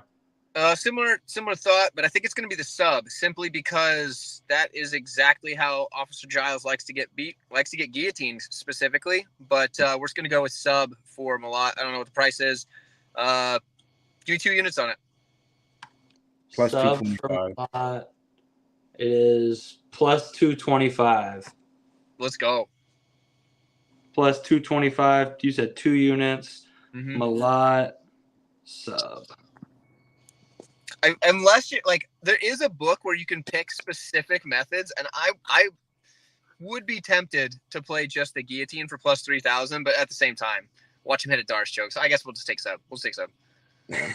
Very finishable guy. Yeah, no, I mean Giles. I actually bet him. I was just giving myself props for that Magny fight. So I actually bet Giles over Carlos Prates. And people will shit on that bet, but he was looking good. It was looking great. Yeah, you were happy as fuck. You're like, yo, this is the best read of the year. Yeah, I was like that meme with the big brain coming out of my head. I was sitting there like. To be fair, Prates is usually losing until he. Yeah. And Giles is usually winning until he gets bonked. Yeah. So it's not. I didn't think I was out of the water, but I was feeling good. He was jabbing Prates up, and I was sitting with my troll friend who just knows nothing. He'll just fade any of me or my friends who are betting, who actually do tape, take it serious. He'll just fade whatever our bet. He'll be like, nah, other dude looks tougher, and just bet the other guy. And dude, he's balling out, so he'll put he'll know nothing and just be like, dude, that dude looks locked in. I'm putting $2,000 on him. Oh jeez. He'll just be. I've seen him put $10,000 on a fight that he knew nothing about. I'm putting 10 G's on this guy, but I mean, dude's just loaded. Me, I'm bro, when I put serious money on a fight, I literally will watch hours of tape. But I'm stressed. I'll be stressed. But anyways, yeah, I had Giles in that fight. Giles tends to look good until he gets bonked, whether it's club and sub or just knocked out. I wouldn't hate plus 550 Giles by decision. On the off chance this goes 15, he's probably winning, man. Just because he's always winning the minutes. He just gets finished. And Mike Malat, I don't know how he'd look the second half of this fight, especially if he doesn't get the finish, man. He might be getting touched up by that nice jab of Giles, but overall, I think Malat wins. I would think club and sub, gun to my head, but he hurts him on this fight, man. Or he hurts him and then doesn't get the finish and blows his fucking tank again. So yeah, that's about worst case scenario right there. Definitely, yeah. So I like where y'all's heads at. I think if he wins, I would lean towards the sub, but Giles we'll see how it head in there. Yeah, yeah. Giles tends to do that. That's what he does. Yeah. Very finishable guy, though. Pause. Main card, though, we got Marc-Andre Barrio taking on Dustin Stoltzfus. We are back to Finesse for this one. Probably, maybe. Yeah, you might be wrong again, but I'll take it. I'll take it again. Yeah, I don't know why this is the main card opener. I have no idea. Maybe the UFC is expecting violence, which, I mean, I guess. But, yeah, really weird fight, in my opinion. Don't love this fight from a betting perspective, so I'll just kind of preface that with this. But I like Stoltzfus in his matchup, kind of, just for the show, kind of. I think he's going to land some takedowns, get his game going a little bit and, we see Marc Andre kind of not, I don't want to say bullied in some spots, but definitely throwing around, taking down, back taking in some spots. So I think there's a world where Dustin can do that. He's still throwing absolute fucking hammers. So there's a threat of that. Hopefully he's a little bit more smoother in terms of mixing the striking up to get to the wrestling. But yeah, I think he kind of throw Mark around, find some dominant spots. And even if it's just winning minutes and winning rounds against Mark, I think that'll kind of be enough. So I'm seeing still big plus money. Dustin Stolfis plus 170, plus 182. I don't know what that book is. Fake book. That is a fake fucking book. I'm seeing like plus 170 on a bunch of books. I'll take that. I'll go a unit on that. Just keep it simple. But yeah, you're talking about that forecasters bullshit, aren't you? Yeah. I don't know. I still don't know what that is either. But yeah, I see a plus 170. Is that what you saw? Yep. 1 unit. 1 unit. Stolfis plus 170. 138. What about you, man? I think Marc Andre is gonna get it, but this is tough because like Stolfis is one of those guys that he'll have success until he doesn't. I think Marc Andre is just going to put it on him a little bit too much. I think he does a really good job at striking up against the cage. I think he does that better than just about anybody in the division, where he gets this guy up against the cage and cage pushes him. But instead of wall and stall, the dude's up there actually putting on some good strikes. So I think he's going to win the fight doing that. I'll take Marc Andre by decision for a unit. Marc Andre decision. What is that? Let me see. Plus 175. Cool. Plus 175. And you said 1 unit? Yeah, I don't feel good about that at all, honestly.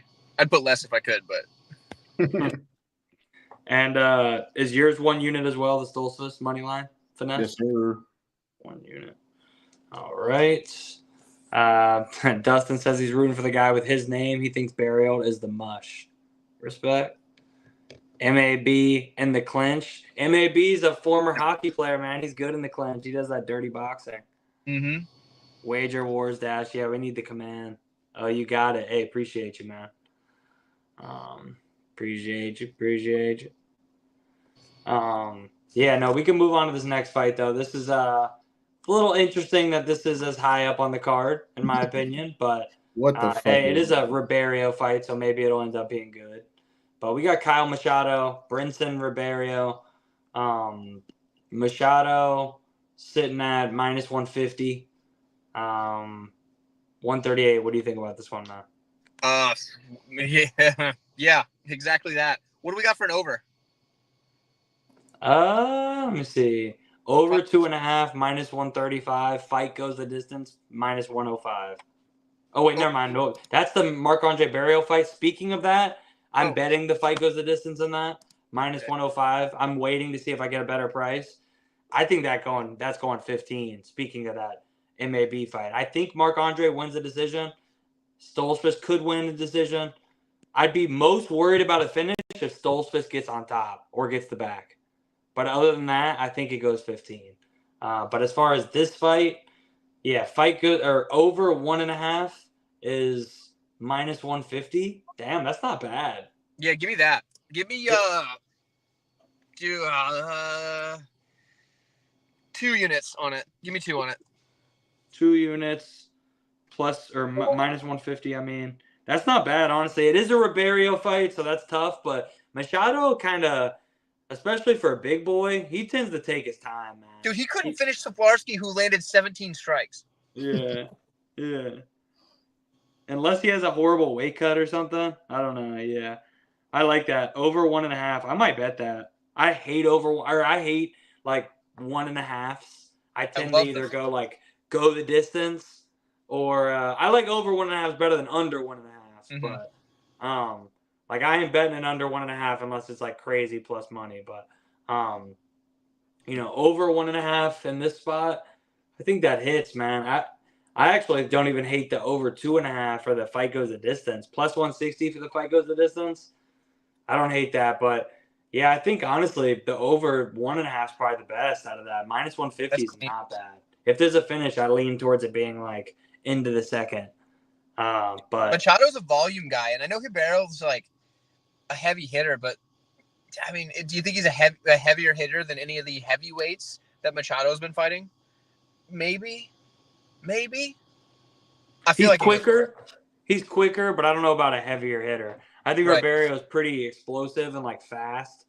Like that's the only thing that makes me not like want to just lay the money line on Machado is coming down to light heavyweight. It's like, bro, you lost to Dontel Mays. There is going to be a speed gap here going to Ribeiro. Like he's going to be a lot faster, but I still do think. I mean, we haven't seen much of the grappling from Machado, but I mean, come on, dude. I see a black belt on you in the gi in your fucking Instagram. If you're a black belt, put fucking Ribeiro on his back. This dude is literally a walking submission if you put him on his back. Stuff, he was really good at just like ending up on top. Like somebody shoot a takedown and somehow he just end up on top, like on the way down. So, yeah. But he was also fighting like absolute trash cans on the regional scene. So there is that. Bums, yeah. I remember watching his tape for that Gazi Usalov, dude. Horrible fight, by the way. But Finesse, what do you think about this one, man? Yeah, I think I fucking hate it. I don't know why it's on the main card. How is this on the main card and not Zalal or like the Jourdain fight or something? That's what I said that exact thing on my breakdown. Like, this is on the main card, but you know, even the City Armfield fight I'd prefer on them. Yeah. But just because I think it's going to be high level and like fun. Jack Shore's the law though for sure. Even like we talked about, especially because she might be the best Canadian fighter.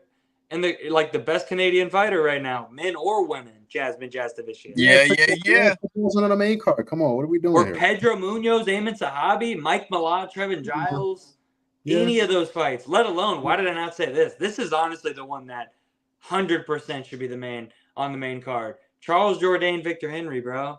Like Canadian, high level. I'd either say that or the Shores Zalal fight. But anyways. Go ahead. You're 100% right, though. I couldn't agree. Like, I think the UFC like wants violence, but like y'all was saying, I don't know if they gonna get it. Like I think, Machado's super tough. I think he's just one of those guys that's like just a brick house, just a dead man. You know what I'm saying? Ribeiro is very dangerous. You know what I'm saying? Bricks for hands, very dynamite striking. But Machado just like one of the guys that don't give a fuck. He's gonna eat strikes, push forward, and don't love Ribeiro's gas. Don't really love either of these guys' gas tank. Obviously, it's light heavyweight, but gas tanks are pretty awful. I had a really hard time with this one. I like the overs. I was looking at that. I was looking at fight to start round 3, which is like plus 100, minus 105, around there. I just don't know. I hate betting overs and fist fighting. I have no idea where to go with this one. I feel like, with that said, you just take the plus money, but I think Ribeiro sucks, bro. Like I don't know. I'm gonna go. Let's get some plus money, I guess. Let's go Machado by decision, plus 280. Plus 280. That's good. That's the most likely outcome, I think. I do think the most likely outcome. Plus, Machado's the Brazilian Canadian, so I feel like they're going to be less biased against him, even though he's pretty much Canadian at this point. Like, he's lived in Canada for ages. He lives in British Columbia. Yeah, he'll have some fans there. Who, Machado? Yeah. Oh, I didn't know that. Yeah. He's been the BFL champion there for a long time. So, what is he training at? Like Canadian Top Team or what gym is it? Something like that. I don't know. I know he lives in British Columbia somewhere. Yeah. But I'd have to look. But yeah, this fight's gonna fucking stink. Yeah, I don't know why it's on the main card. But this next fight's not gonna stink. We got Derek Lewis, my boy, the Black Beast, taking on Jonathan Deniz. And I am look, I get it. Heavyweight, like we talked about. Sometimes it can get a little ugly, get a little sloppy, but I love my boy Derek Lewis. What do you guys think about this one, man? Finesse, start us off. Black Beast. It's another fight where it's like, can you tell me how many units I have wrist already? You have 20 used, and you have 20, and 138 has 22. Okay, we got you can reallocate that though. We got 3 fights left. Okay. Yeah, do your thing for the 3, and then when we recap them at the end, you can take one off that one. You know what I mean? I got you. Yeah, it's an interesting fight, right? I don't want to disrespect Derek Lewis and none of that shit. You know, Derek Lewis is gonna be Derek Lewis, knockout king. So many holes in his game, so many holes. He's quit a bunch of times too. Very weird, freaky fucking in, whether it's the stomach or my leg hurts or he's gotten absolutely deaded as well. So it's gonna be what it is. We know what we're getting from Derek Lewis. Denise is interesting, right? Denise obviously has faced nowhere near the same level of competition, has gotten a pretty soft UFC run so far. I expected a lot more from Carl Williams. That was a very confusing fight for me. I believe I had Williams in that fight, and I was just very puzzled as to what the fuck was going on in that fight. Carl Williams just looked like he didn't want to be there or didn't want to fight. Denise, obviously the kickboxing pedigree and all of that hype coming in. I think he can absolutely destroy Derek Lewis's calf, absolutely destroy his legs. Like I said, we've just seen so many funky finishes. Lewis just kind of quitting and getting hurt off really weird shit. So I can see a world where he just starts destroying the calf, dropping him from the calf kicks. Denise, very patient striker, good boxing, good power in his hands. I don't know about more than Derek Lewis, but good power in his hands. I just think the price kind of sucks, and the books are all over Denise. I would have loved to get Denise at even money or dog money. This is another fight where I think the over is sneaky, at plus money. But in a fight like this, looking back, if it ends within the first 3 minutes, I wouldn't be shocked. You look like an absolute fucking moron taking over 1.5. So I'm gonna just keep it simple. I think with this one, I'm gonna go Denise money line, 2 units. I'm seeing -170 on Caesars. So I'll take that line, 2 units, Denise money line. Got you. Got you down 2 units on the money line, 138. What about you, man? I mean, I'm rooting for Derek Lewis. That's what you do. But I think I'm also going to go with the over and take the risk on it. Give me the over 1.5 for a unit. I feel like it's going to be sweaty. But you know what? Screw it. Like everybody says, those new gloves, right? The new gloves. We're gonna hope and pray for the new gloves to kick in this fight, and we get an over 1.5. And they might just absolutely stare at each other for the first 4 minutes. True. Realistically could happen. So yeah, I thought it was really weird too, right? Denise, what I say, Denise Denise money line is -170, right? His KO is -120. That's just absolutely fucking disgusting. So silly. Just hate this fight. I mean, and also we also saw him get laid on by Austin Lane, and Austin Lane, don't get me wrong, sure, he's more willing to go out there and grapple than some people are. But Austin Lane's not that good. So if Derek Lewis saw that and is like, shoot, I could just lay on this guy, we could get some minutes taken up that way. I mean, if Austin Lane could get the takedown, so can Derek Lewis. I've heard that a lot this week. If I don't think he's going to, but he could. If Lewis comes out with a singlet on, I'm turning the fucking TV off. He's not going to come out with a singlet on, but the difference is Austin Lane will take you down, and he's just going to hold you down and try to win the round. Yeah. Derek Lewis gets on top of you, bro. You're going to wish he wasn't on top of you. You're going to wish you were up on the feet. That motherfucker might have – I stand by I think Derek Lewis is the hardest hitter in UFC history. Over Francis Ngannou, over anybody. As far as one punch with his right hand, bro, listen to – not just – everybody will think of the Curtis Blades one where, yeah, he was moaning on the ground unconscious for a minute and a half. Yeah, true. Scariest knockout I've probably ever seen. Because I remember when they were showing Joe and them talking next to the octagon, and in the background you could hear him. Yeah. I was like, holy shit, bro. That was scary as hell. And yeah, bro. I mean, obviously people will say the Francis Ngannou, Alistair Overeem. Don't get me wrong, I get it. Close number 2 or right there with Rumble. But you mean it's not Body Bags Joe? Huh? You mean it's not Body Bags Joe? Body Bags. What did you say? Body Bags Joe? Joe Piper? Joe Pipe? Oh, get the hell out of here. Ilia Topuria? Question mark? Dude, I actually think Ilia Topuria might hit harder than pretty much anybody outside of heavyweight. Pound for pound? Hits like a truck. Maybe pound for pound, but middleweights would say, hey. Dude, I feel like Ilia Topuria could knock out a middleweight at this point. That's insane. The way that I can see him knocking out. I can see him knocking out DDP. Why not? Why not? Maybe not DDP. DDP's great. You never know. Yeah, I can see him knocking out Andre Petrosky. Oh, for sure. Just saying, dude. He's going to be a betting favorite in that fight. Topuria versus Petrowski. Absolutely. Oh god. Oh jeez. All right, we got. Before we move on, I am on the other side. I think Derek Lewis gonna knock this dude out, bro. Honestly, Let's go. I'm not big on Denise.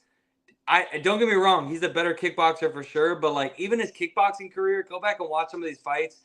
He didn't like he was fighting in Glory, but he didn't like when he fought the better guys in Glory. He was getting kind of beat up, man. I don't get me wrong. If he comes out here, if this fight gets extended, he's gonna win. Like if this fight goes 15, he's gonna win. If this fight goes to the third round, he's probably gonna win because the calf kicks. He just has more weapons. But dude, I think Derek Lewis, man, he went out there and took Nascimento down. If he could take Nascimento down, you don't think he can take fucking Jonata Deniz? Bro got not only taken down, but held down for like 4 minutes from bum-ass Austin Lane, bro. Austin Lane is a bum. I'm sorry. I don't like to be negative about fighters, but, you know. I mean, he's better than Robelis to Spain, apparently. Yeah, for sure. Robelis, I've been said that dude is a fucking bomb, but, you know, absolute fraud. But, you know, yeah, Derek Lewis gets on top of you, bro. He's punting your head through the fucking canvas. And, you know, I've seen these step downs are usually when Derek Lewis shines, bro. Like, true. You know, like these when they give him the Rodrigo Nascimento, Marcus Rogero de Lima, Chris Dawkins, and even like a guy like Curtis Blaze, bro. He's always live. But, you know, I've seen him go out there and take guys down. He's got honestly a solid double leg, and the dude's a freak. He's a fucking freak.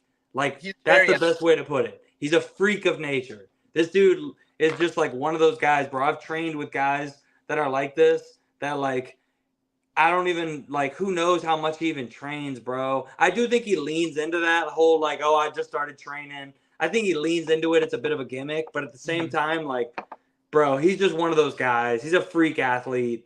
Like, the motherfucker's, like, as big as he is, throwing that flying knee over Marcos Rogero. Like, bro, I think he's just, I think 8-0. I think it's going to be a little bit of a rude awakening for the young gun. But I do think Denise is good. But, and these heavyweight bangers in a fight like Derek Lewis, bro, skills, like, don't matter. It's like, oh, you got a cool calf kick? Yeah, eat this fucking bus driver uppercut from hell. And I think Denise is going to be very kick heavy. So, you know, Black Beast could definitely time up one of them naked leg kicks, throw overhand, and fucking knock his ass out. So, yeah, for sure. But, you know, I get it. I do think the more skilled and the minute winner is Denise. But we can move on. Co-main event, we got Rose Namajunas taking on Aaron Blanchfield. Namajunas, the dog, at plus 110, plus 116 is the best line I'm seeing. Believe we are back to 138 on this one. Cool. Yeah. What do you think about this one, man? Oh boy. So here's the thing. Like, I was just Rose Namajunas for a Halloween costume on the live stream I did last week, and like, so I don't want to pick against Rose, but at the same time, I'm a big Aaron Blanchfield fan. Her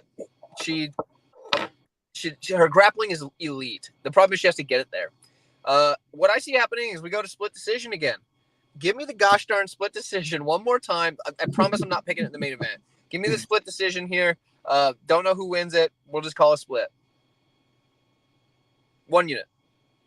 Because I can't really do more. Let me see. The split. Plus 250. My bad. Deal. Let's go. Plus 250 on the split. 1 unit plus 250.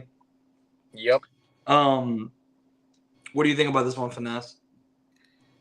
Yeah. I still don't really know, to be honest. Haven't finished tape on this fight. I go from bottom up. So I don't know. It's just it's an interesting fight. I think personally, again, everybody got different circles, different algorithms, all of that type of shit. From what I see a lot of on Twitter, I think Aaron's getting very disrespected in this spot. I really do. And it's a lot of the same sentiments that 138 was talking about, you know, dog shit wrestling, dog shit striking, shit like that. I personally think, you know, she's had some bad looks. I get it. You know, let me go to the fucking against the Manon. You know, a lot of people, oh, her striking sucks. She's ass. You know, but that's, you know, Manon's going to be fighting for a belt. Very tough matchup. Very tough. What do you call it? Stature. You know, to fight. Just so long and so powerful and shit like that. So, you know, but Tyler Santos, another long girl, good striker. Andrade, former champion. Obviously, you say what you want about her now, but I think she still has some impressive wins. Like 138 was talking about, elite, not good, not great, not decent, not elite grappling. So I just have a hard time thinking that for 25 minutes she's not going to be able to get Rose down. Rose that's coming up a weight class still has looked very good at this weight class, but still coming up. You know, we've seen her manhandled in you know, the wrestling before. We've seen her picked up, slammed, and shit like that. So you know, I wouldn't be surprised if it's one and done. I really would not. I want to give respect to Rose because I'm a big Rose fan. You know, historic career she's had, historic, especially from her going from, you know, those, I guess, small expectations to, you know, to running for the belt. It is just an amazing career, absolute legend of the game. So I want to give her respect, but I think Blanchfield is going to fight. I think she's going to improve still, fight by fight. Only 25 years old. I think she's going to continue to improve, especially in the striking. I think she can use some of the striking, put pressure on, even in the big cage. I know Rose's movement is a lot, elite movement, elite distance management, but I think Aaron's going to mix up the striking, get to the wrestling, get her body locks, you know, and have enough moments, enough dominating moments to get Rose to the ground, and possibly finish her. So I know, you know, fight is very favored to go to decision, if I'm not mistaken. I think that's what it was. Yeah, over 4.5. Yeah. I was looking at the price while 138 was talking. What's Blanche ITD? Let me see. Plus 400. I'm gonna go with that 1 unit. I think I have 3 units left, if I'm not mistaken. I'm gonna go Blanche ITD plus 400. Yeah, I just think she gets it done, bro. I think she gets it done. I think she can KO her, stop her from strikes, ground and pound. I think she can lock something in as well. So, yeah, I think she makes a statement, finishes a former champion, and big fights in the future. Yeah, you know, I mean, oh, go ahead. Another thing to like point out to like compliment the fact that she is an elite grappler. How many women do you see with like legit cauliflower ear? Aaron, I can't think of anybody else. Like off the top of my head, she has like legit cauliflower. That's not like something that means you've been grappling for a long time. Not like you got into grappling as an adult. Like she's been grappling, and she's still young too. Like girl's like what, 25 or something. She's already got like a big old hunk of cauliflower ear going on. Like girl's been doing it since she was a child. So there you go. Yeah, she's gonna improve, right? 25, she's gonna improve, getting the biggest fight of her life, co-main event spot. So it's like, yes, Rose is gonna dance, and Rose is gonna make it very tough. Like it's not gonna be an easy fight. Just because I'm saying, you know, Blanche ITD does not mean it's gonna be an easy fight. But you know, Rose is gonna be tough to grab. But we've seen Rose slow down too. You know, the five round co-main, right? 5-round co-main. 5 rounds. Yeah. So we've seen Rose slow down before too. So it take one moment, one body lock, one mistake from Rose, and I think it'll be over. So yeah, I like that price. So I like where your head's at with it, because if Blanchfield wins, I think it's going to be a sub. I don't think she wins any other way though, man. I know you said that we've seen Rose slow down, but we've seen Blanchfield slow down too. And you know, I do think if she wins, it's going to be a submission, dude. I really do. You think she just wins 3 rounds wrestling? And then, dude, the thing is, the most takedowns she's had in a fight since what, like 4 years was when she took. No, she hasn't had more than 1 takedown in a fight since Miranda Maverick. And that's the thing. That's the thing. She might not. Go ahead, 138. Yeah, that's misleading though, because she's usually finishing people when she gets them down. Well, that's what I'm saying. I think if she takes her down and submits her is one thing, but you know, when she struggled with the takedown, we've seen her. You know, I don't think she's going to go out here and take Rose down and win 3 rounds. That's all I'm saying. I think if she wins, it's going to be a submission. She'll take Rose down and submit her in those first couple rounds. I think if this goes 3, 4, 5, I think Rose is jabbing her nose off, dude.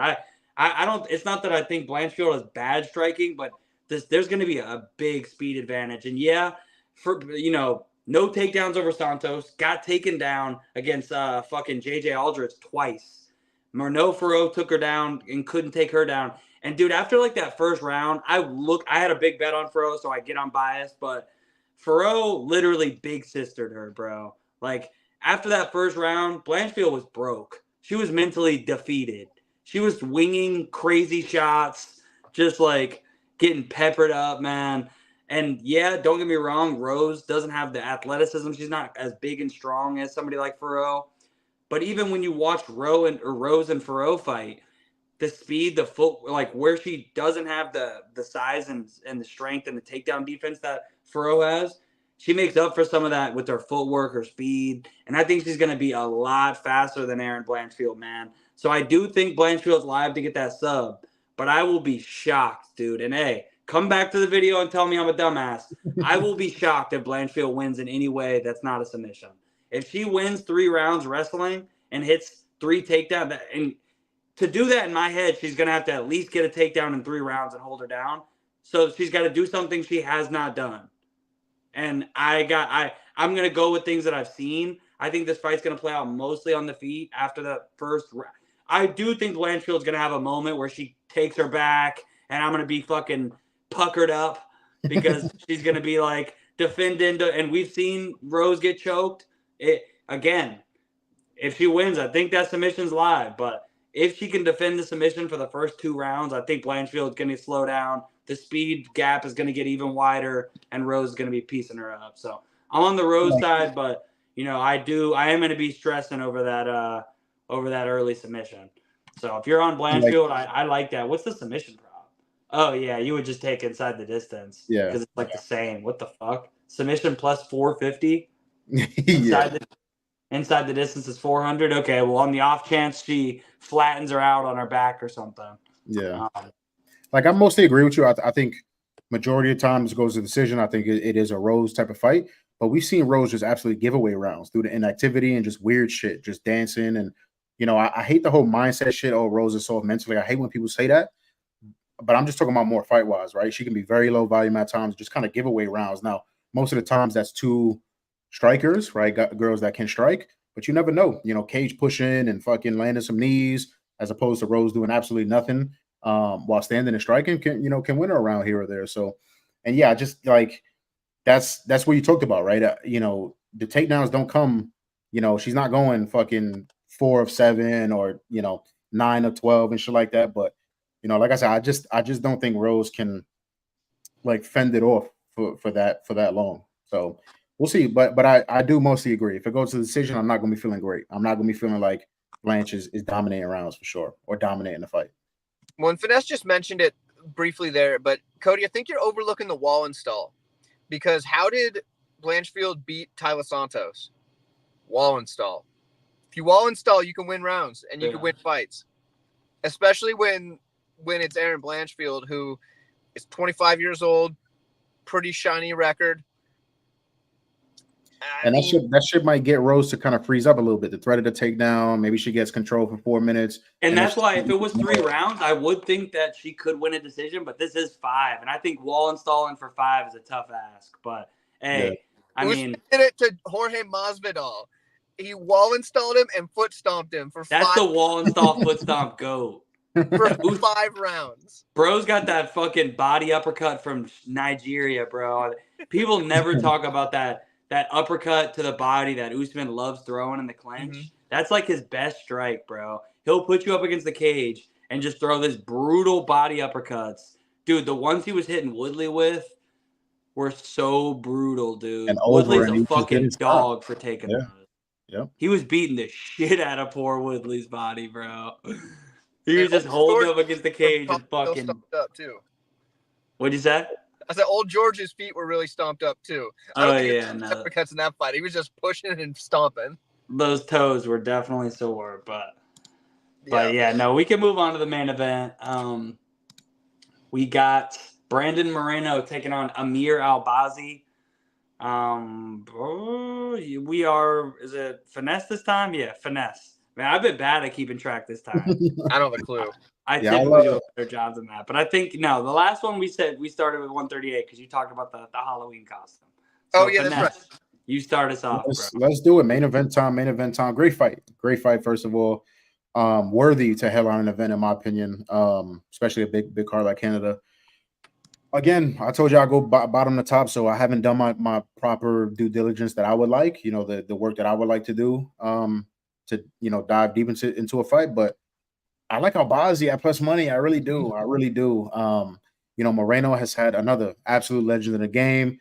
To go from losing fights and be like, listen, I lost this fight, but one day I'm gonna be champion. To him becoming champion, defending the belt, having some of the best fights I've ever seen in my life. Absolute legend of the game. But I think it's getting to a point where it's like, I think he's only gonna get tougher and tougher fights. There's a bunch of guys coming up, really stacked weight division. Flyweight all of a sudden is one of the deepest divisions in the UFC.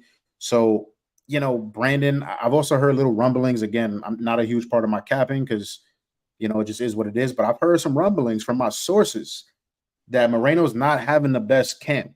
Again, that's not really going to go into my capping or my betting. I'm just saying, just throw that out there. You know what I'm saying? But,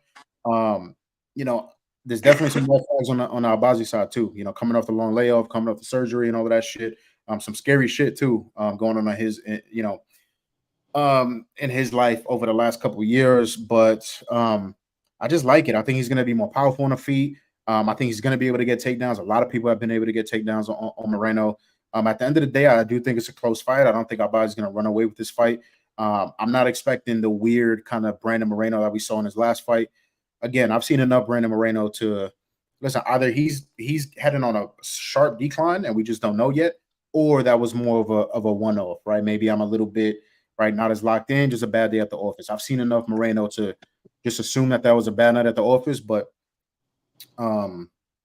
yeah, he also mentioned, I think after his last fight, I think it was in the octagon, I think he talked about wanting to take some time off, and it hasn't been that long. Hasn't really been that long. So that's a little bit worrisome too. I just think Albazi got that fucking dog in him. I think he's just going to refuse to be denied. I think Brandon Moreno's an extremely good scrambler, but I think Albazi has enough technicality and is also a really good scrambler, enough and more stronger, more powerful in those positions to win those positions, edge those positions, edge control time, win rounds, win enough minutes to win a decision. So I'm going to go Albazi by decision. I think I have 2 units left. So we're going to go 2 units. Albazi by decision. Albazi. You said what's the line on that? Albazi by decision is plus 225 on Bovada. Cool. All right, got you 2 units. Albazi decision plus 225, 138. What do you got on this one, man? I love it, and I'm actually super surprised that we agree on this. I'm not going to take the decision prop. I'm just going to take the Albazi money line for my last unit because, honestly, dude, he's got a good rear naked choke. I think he could get it. He's got a good back take, but I also think Moreno's tough as nails. But I'm gonna just gonna go money line. Last unit I have, I believe, on Albazi. Pretty much the same thing Finesse said. I think that Albazi, it's his time now, basically. To put it simply, it's more his time, and it's not as much Moreno's time. And also, dude, Albazi's a freak of a human. Like, that dude is a specimen at 125. So, yeah, I think he's gonna be able to do what he needs to do. He's gonna get it done, whether it's decision or not. Either way, I'll take the money line. Yo, what up, Tetro? Hey, like the video and make sure you follow both these guys. But yo, Tetro, I saw you in the chat earlier, bro. What's up, dude? Hey, I guess I'm finishing out this card on an island on these last 2 fights, dude. It's funny because typically when me and 138 do this, I'm like the dog hunter. Mm-hmm. And he's like, dude, you never fucking, because I don't parlay often. I'm always like, I don't trust this line. But in this one, man, I really do feel like, like you touched on a little finesse. It's like, dude, in this calendar year, Albazi had heart surgery and neck surgery. That's fucking scary as shit, bro. Yep. Now, he seems healthy, and this dude, like you said, 138 is a fucking freak. I mean, you show a picture of him next to Brandon Moreno, you show 50 people on the street that and say who wins in a fight, I'm pretty sure it's going to be 50-0. Like, he's like a freak. He looks like he's taking all the acai. And meanwhile, Brandon Moreno looks like your fucking average Joe, your aunt's fucking, autistic son who's playing Legos no, I love Brandon Moreno, but it's a 5-round fight, and Albazi, his best win is that split over Kai, and he did look good, but some people thought he lost that. Outside of that, it's like, I'm pretty big on Costa. That was a good win, but outside of that, it's like, come on, man, like, it's a big step up.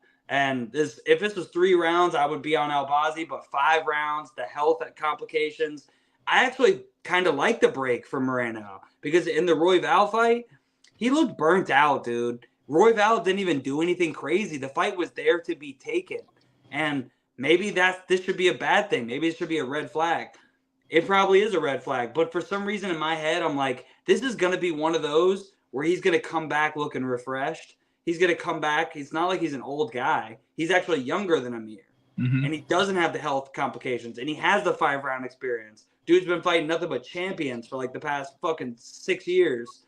I don't know. I just think it's a levels fight. But again, I get it. The physicality advantages. If Albazi gets to his back early on, or he could be the first person to crack Moreno's chin. Like, the finish upside is definitely there. It's just the health complications, the 5-round experience, the step up in competition.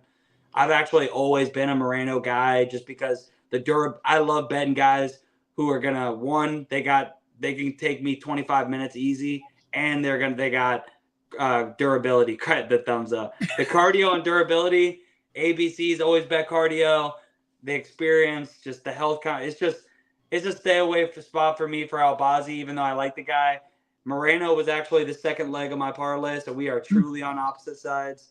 I parlayed him at minus 154 with Zalal at minus 235 for plus 135. My only parlay on the card. But it's gonna be a close fight. I think it's gonna be a good fight. I think it goes 25. But I agree with a lot of things you said. Like, I was looking at playing Albazi finish only, but I'm not even really fully on board that because of all the red flags and 5-round fight, and who knows how he fucking looks coming off it. So yeah, I like if this was even money, or like if I wasn't getting plus 150, I definitely completely different ball game. So yeah, I think it's gonna be close. I don't blame anybody for even laying juice on Moreno, to be honest. Still championship level fighter. Don't sleep on him for sure. So I can't speak to the heart surgery, but I do know I got a friend of mine that is actually a fighter that had a couple of discs in his neck replaced, just like Albazi did. Dude, the recovery is quick. So nowadays, yeah. Dude, it's fast. Yeah. The heart surgery, I have no idea though. That could have really been horrible. But like the neck stuff, like, dude, you're back to at least exercising in like no time. It's super quick. I mean, you're probably not back to sparring, but you're back to like getting in shape at least. I've had some not so severe, but I didn't need surgery, but I've had some neck issues, and because of my back, and probably honestly all stems from my fucked up knees. But it's like your fucking jigsaw puzzle, your body is. But so yeah, I mean, I definitely can see that, but man, neck injuries still suck, dude. It sucks training with that shit. Even if you can train, like grappling, especially when you are a grappler at base, like Albazi, it's just a little bit. It's just all that added up. If this was 3 rounds, I'd probably be. I don't know if I'd be Japan on the line, but I'd be picking Albazi. I'd pick Albazi if this was 3 rounds. And 5 rounds stronger than really ever. a game changer. What do you And say? he's been off a year and a half too. So coming back after a year and a half and then seeing a style like when Moreno's at his best, that style is really fucking tough to deal with. So a year and a half out the octagon, coming in main event in front of a live crowd against this style can be extremely difficult. So I think he's going to slow down if he doesn't get a finish early, man. That's a lot of muscle to carry around when you're fighting at a pace like Moreno, unless Moreno goes out there and stares at him like he did in the Royval fight. But again, I tend to think that layoff's going to be good. It's not like again, you just touched on it. He's been off half the time that Albazi has. He's only been gone for 8 months. Like, people are acting like, oh, he retired. It's like, it's like Israel when he said, oh, I'm not going to come back till 2027. It just means like, fuck off and stop trying to interview me and ask me questions. I want to just be alone for some time. So I'm going to tell you I'm retired so you'll leave me alone. I genuinely think that's what it is. It's like he just wanted to go play Legos for 6 months. But if you include his fight camp, like, dude only took like a 5-month break. So it's like he's actually been more active than Albazi. So, but again, 3-round fight would completely change everything for me. It's just there's a lot of factors for me that make me go with the favorite in this one. But, I get it. Plus 150 for a freak like Albazi, who could definitely be the first to finish him. Can't knock you there. But let's recap all the bets real quick and make sure I got everything right, because I, am taking some dabs over here and shit. So we'll start with 138. We got 5 units on the money line for Zalal at minus 250. We got plus 275. Fight doesn't go to decision in the Jamie Lindhorst fight. One unit. 2 units on the Gibson sub plus 400. 1 unit Armfield money line plus 135. 1 unit minus 170 on the over 1.5 for that the Romano fight. Fight goes to split in the Jourdain fight plus 250. 1 unit. Jasmine Jasdavicius 5 units minus 210. Fight goes split in the Zahabi fight plus 225. 1 unit. 2 units Malat sub plus 225.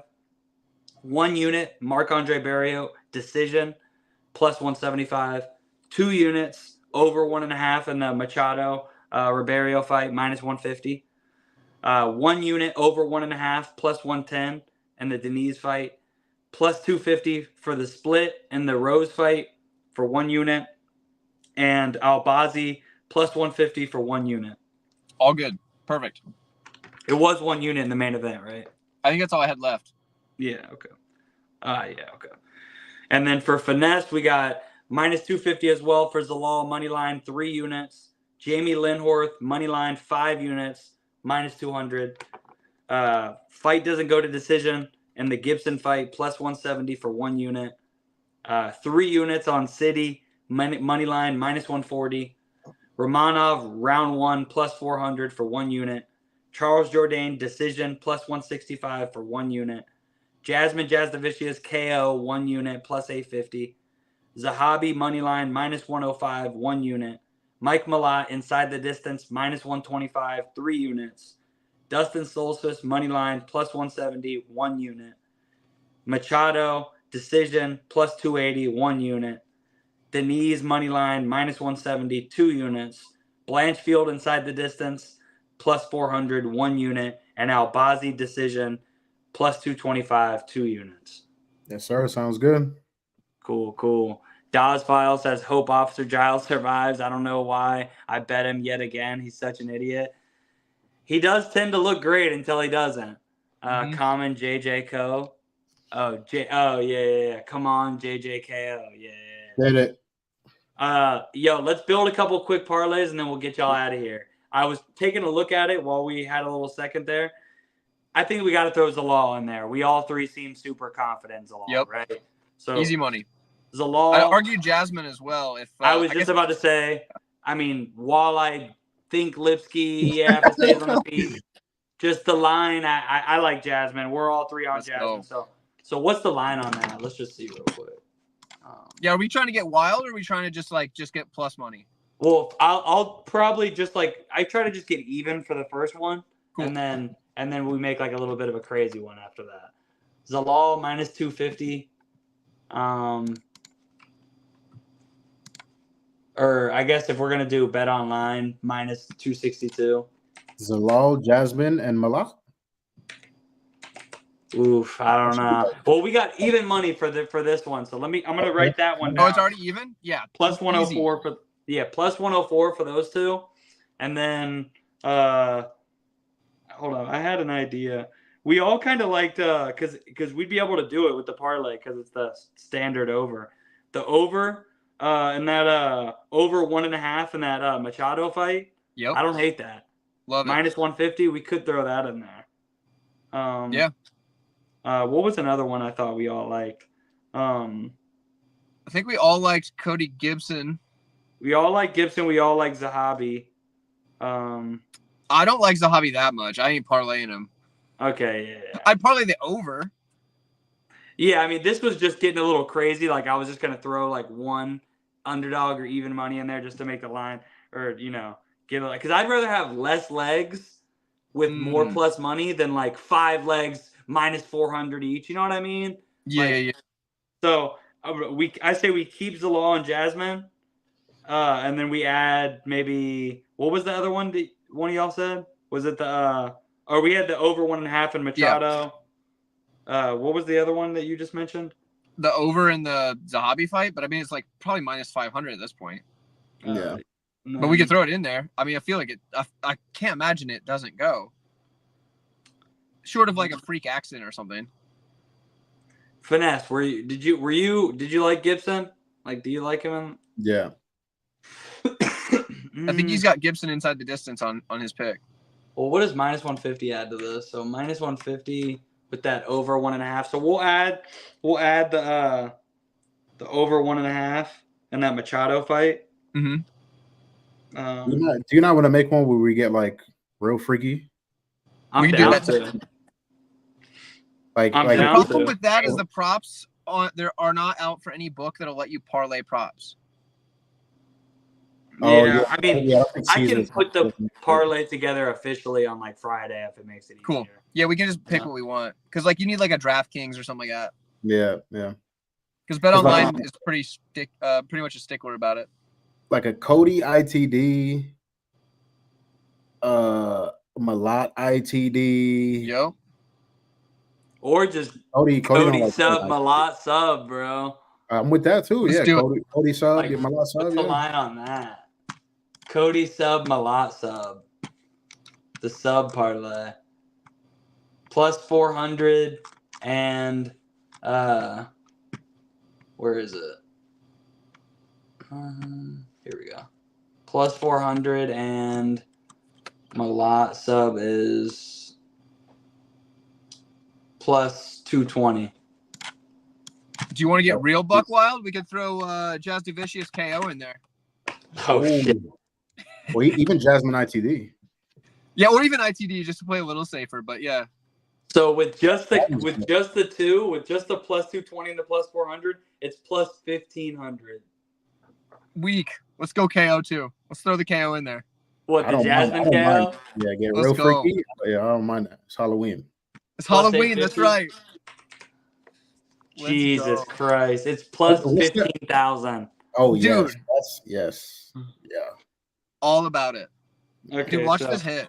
I remember, dude, me and Johnny K hit like a crazy, ridiculous parlay when he was doing his like Wednesday show, his Defend Your Units, when Blood Money was out for a while. We were the only ones that hit like the crazy parlay. So I'm feeling good. We got this. Are we sure we don't want to do Jasmine ITD? Are we positive? Malat KO, Gibson sub. Malat sub, Gibson sub, Jasmine KO. What's the difference between KO and ITD like on hers? What's the line?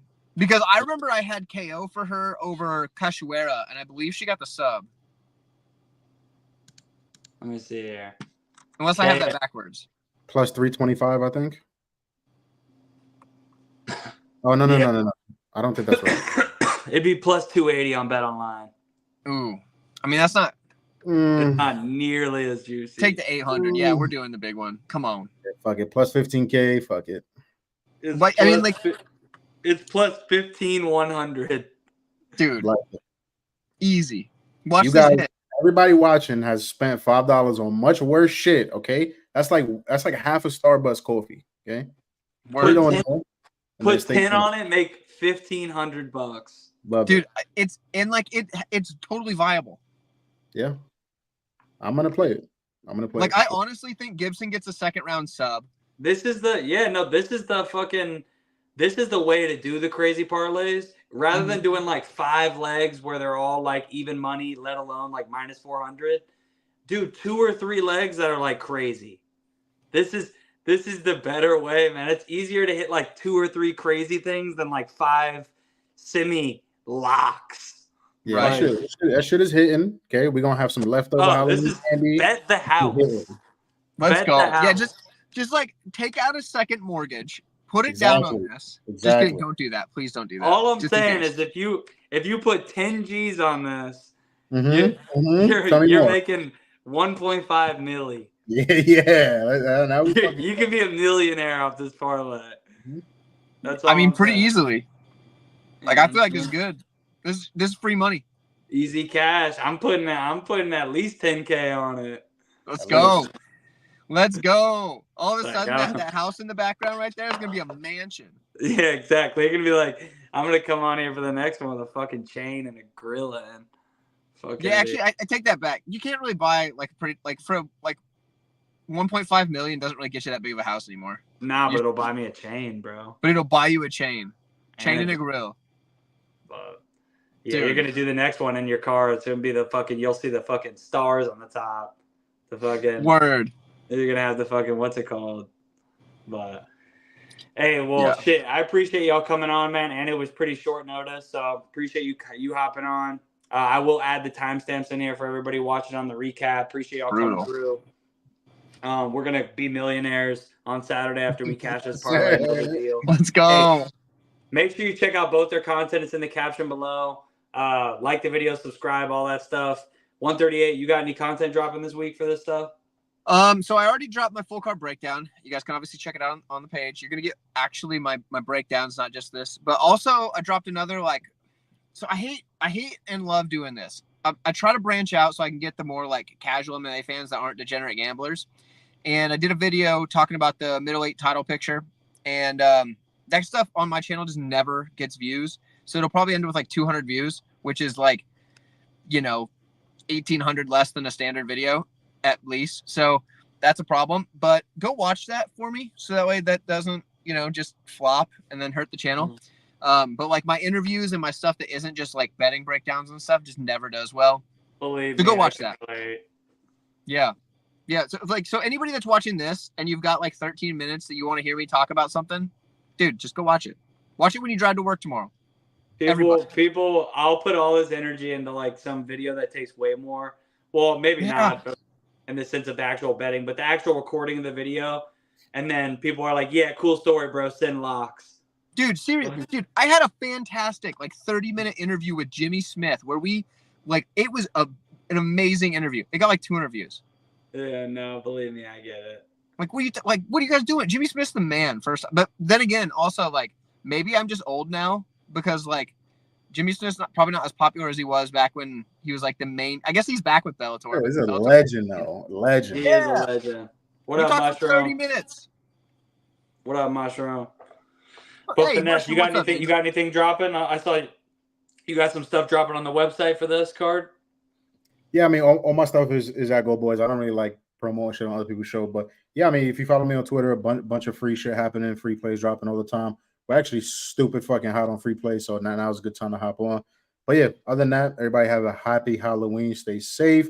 Where I come from, Halloween can be a little scary time. You know what I'm saying? But everybody be safe. Enjoy the holidays. Always a blessing, right, with your family. Be able to celebrate another year. So appreciate you for having me. It was super fun. Hopefully we make a shit ton of money. Steak dinner, millionaires, everything sound real good right now. So yeah, it's gonna be a great card. Appreciate you guys. Yeah, man. Well, hey, I appreciate y'all coming through. Mushroom, appreciate you chopping in right at the last second. The video will be up on the recap. The timestamps will be in there. So I appreciate y'all. If you're watching the recap, check these dudes out. Their stuff is in the caption. Like the video, subscribe, all that good stuff, man. I will catch you guys for my quick picks and props, all my bets later on in the week. I did drop my full card breakdown a couple days ago. You can check that out. Until next time, man, I appreciate y'all. We will get both of y'all back on here again. We'll figure it out, but peace.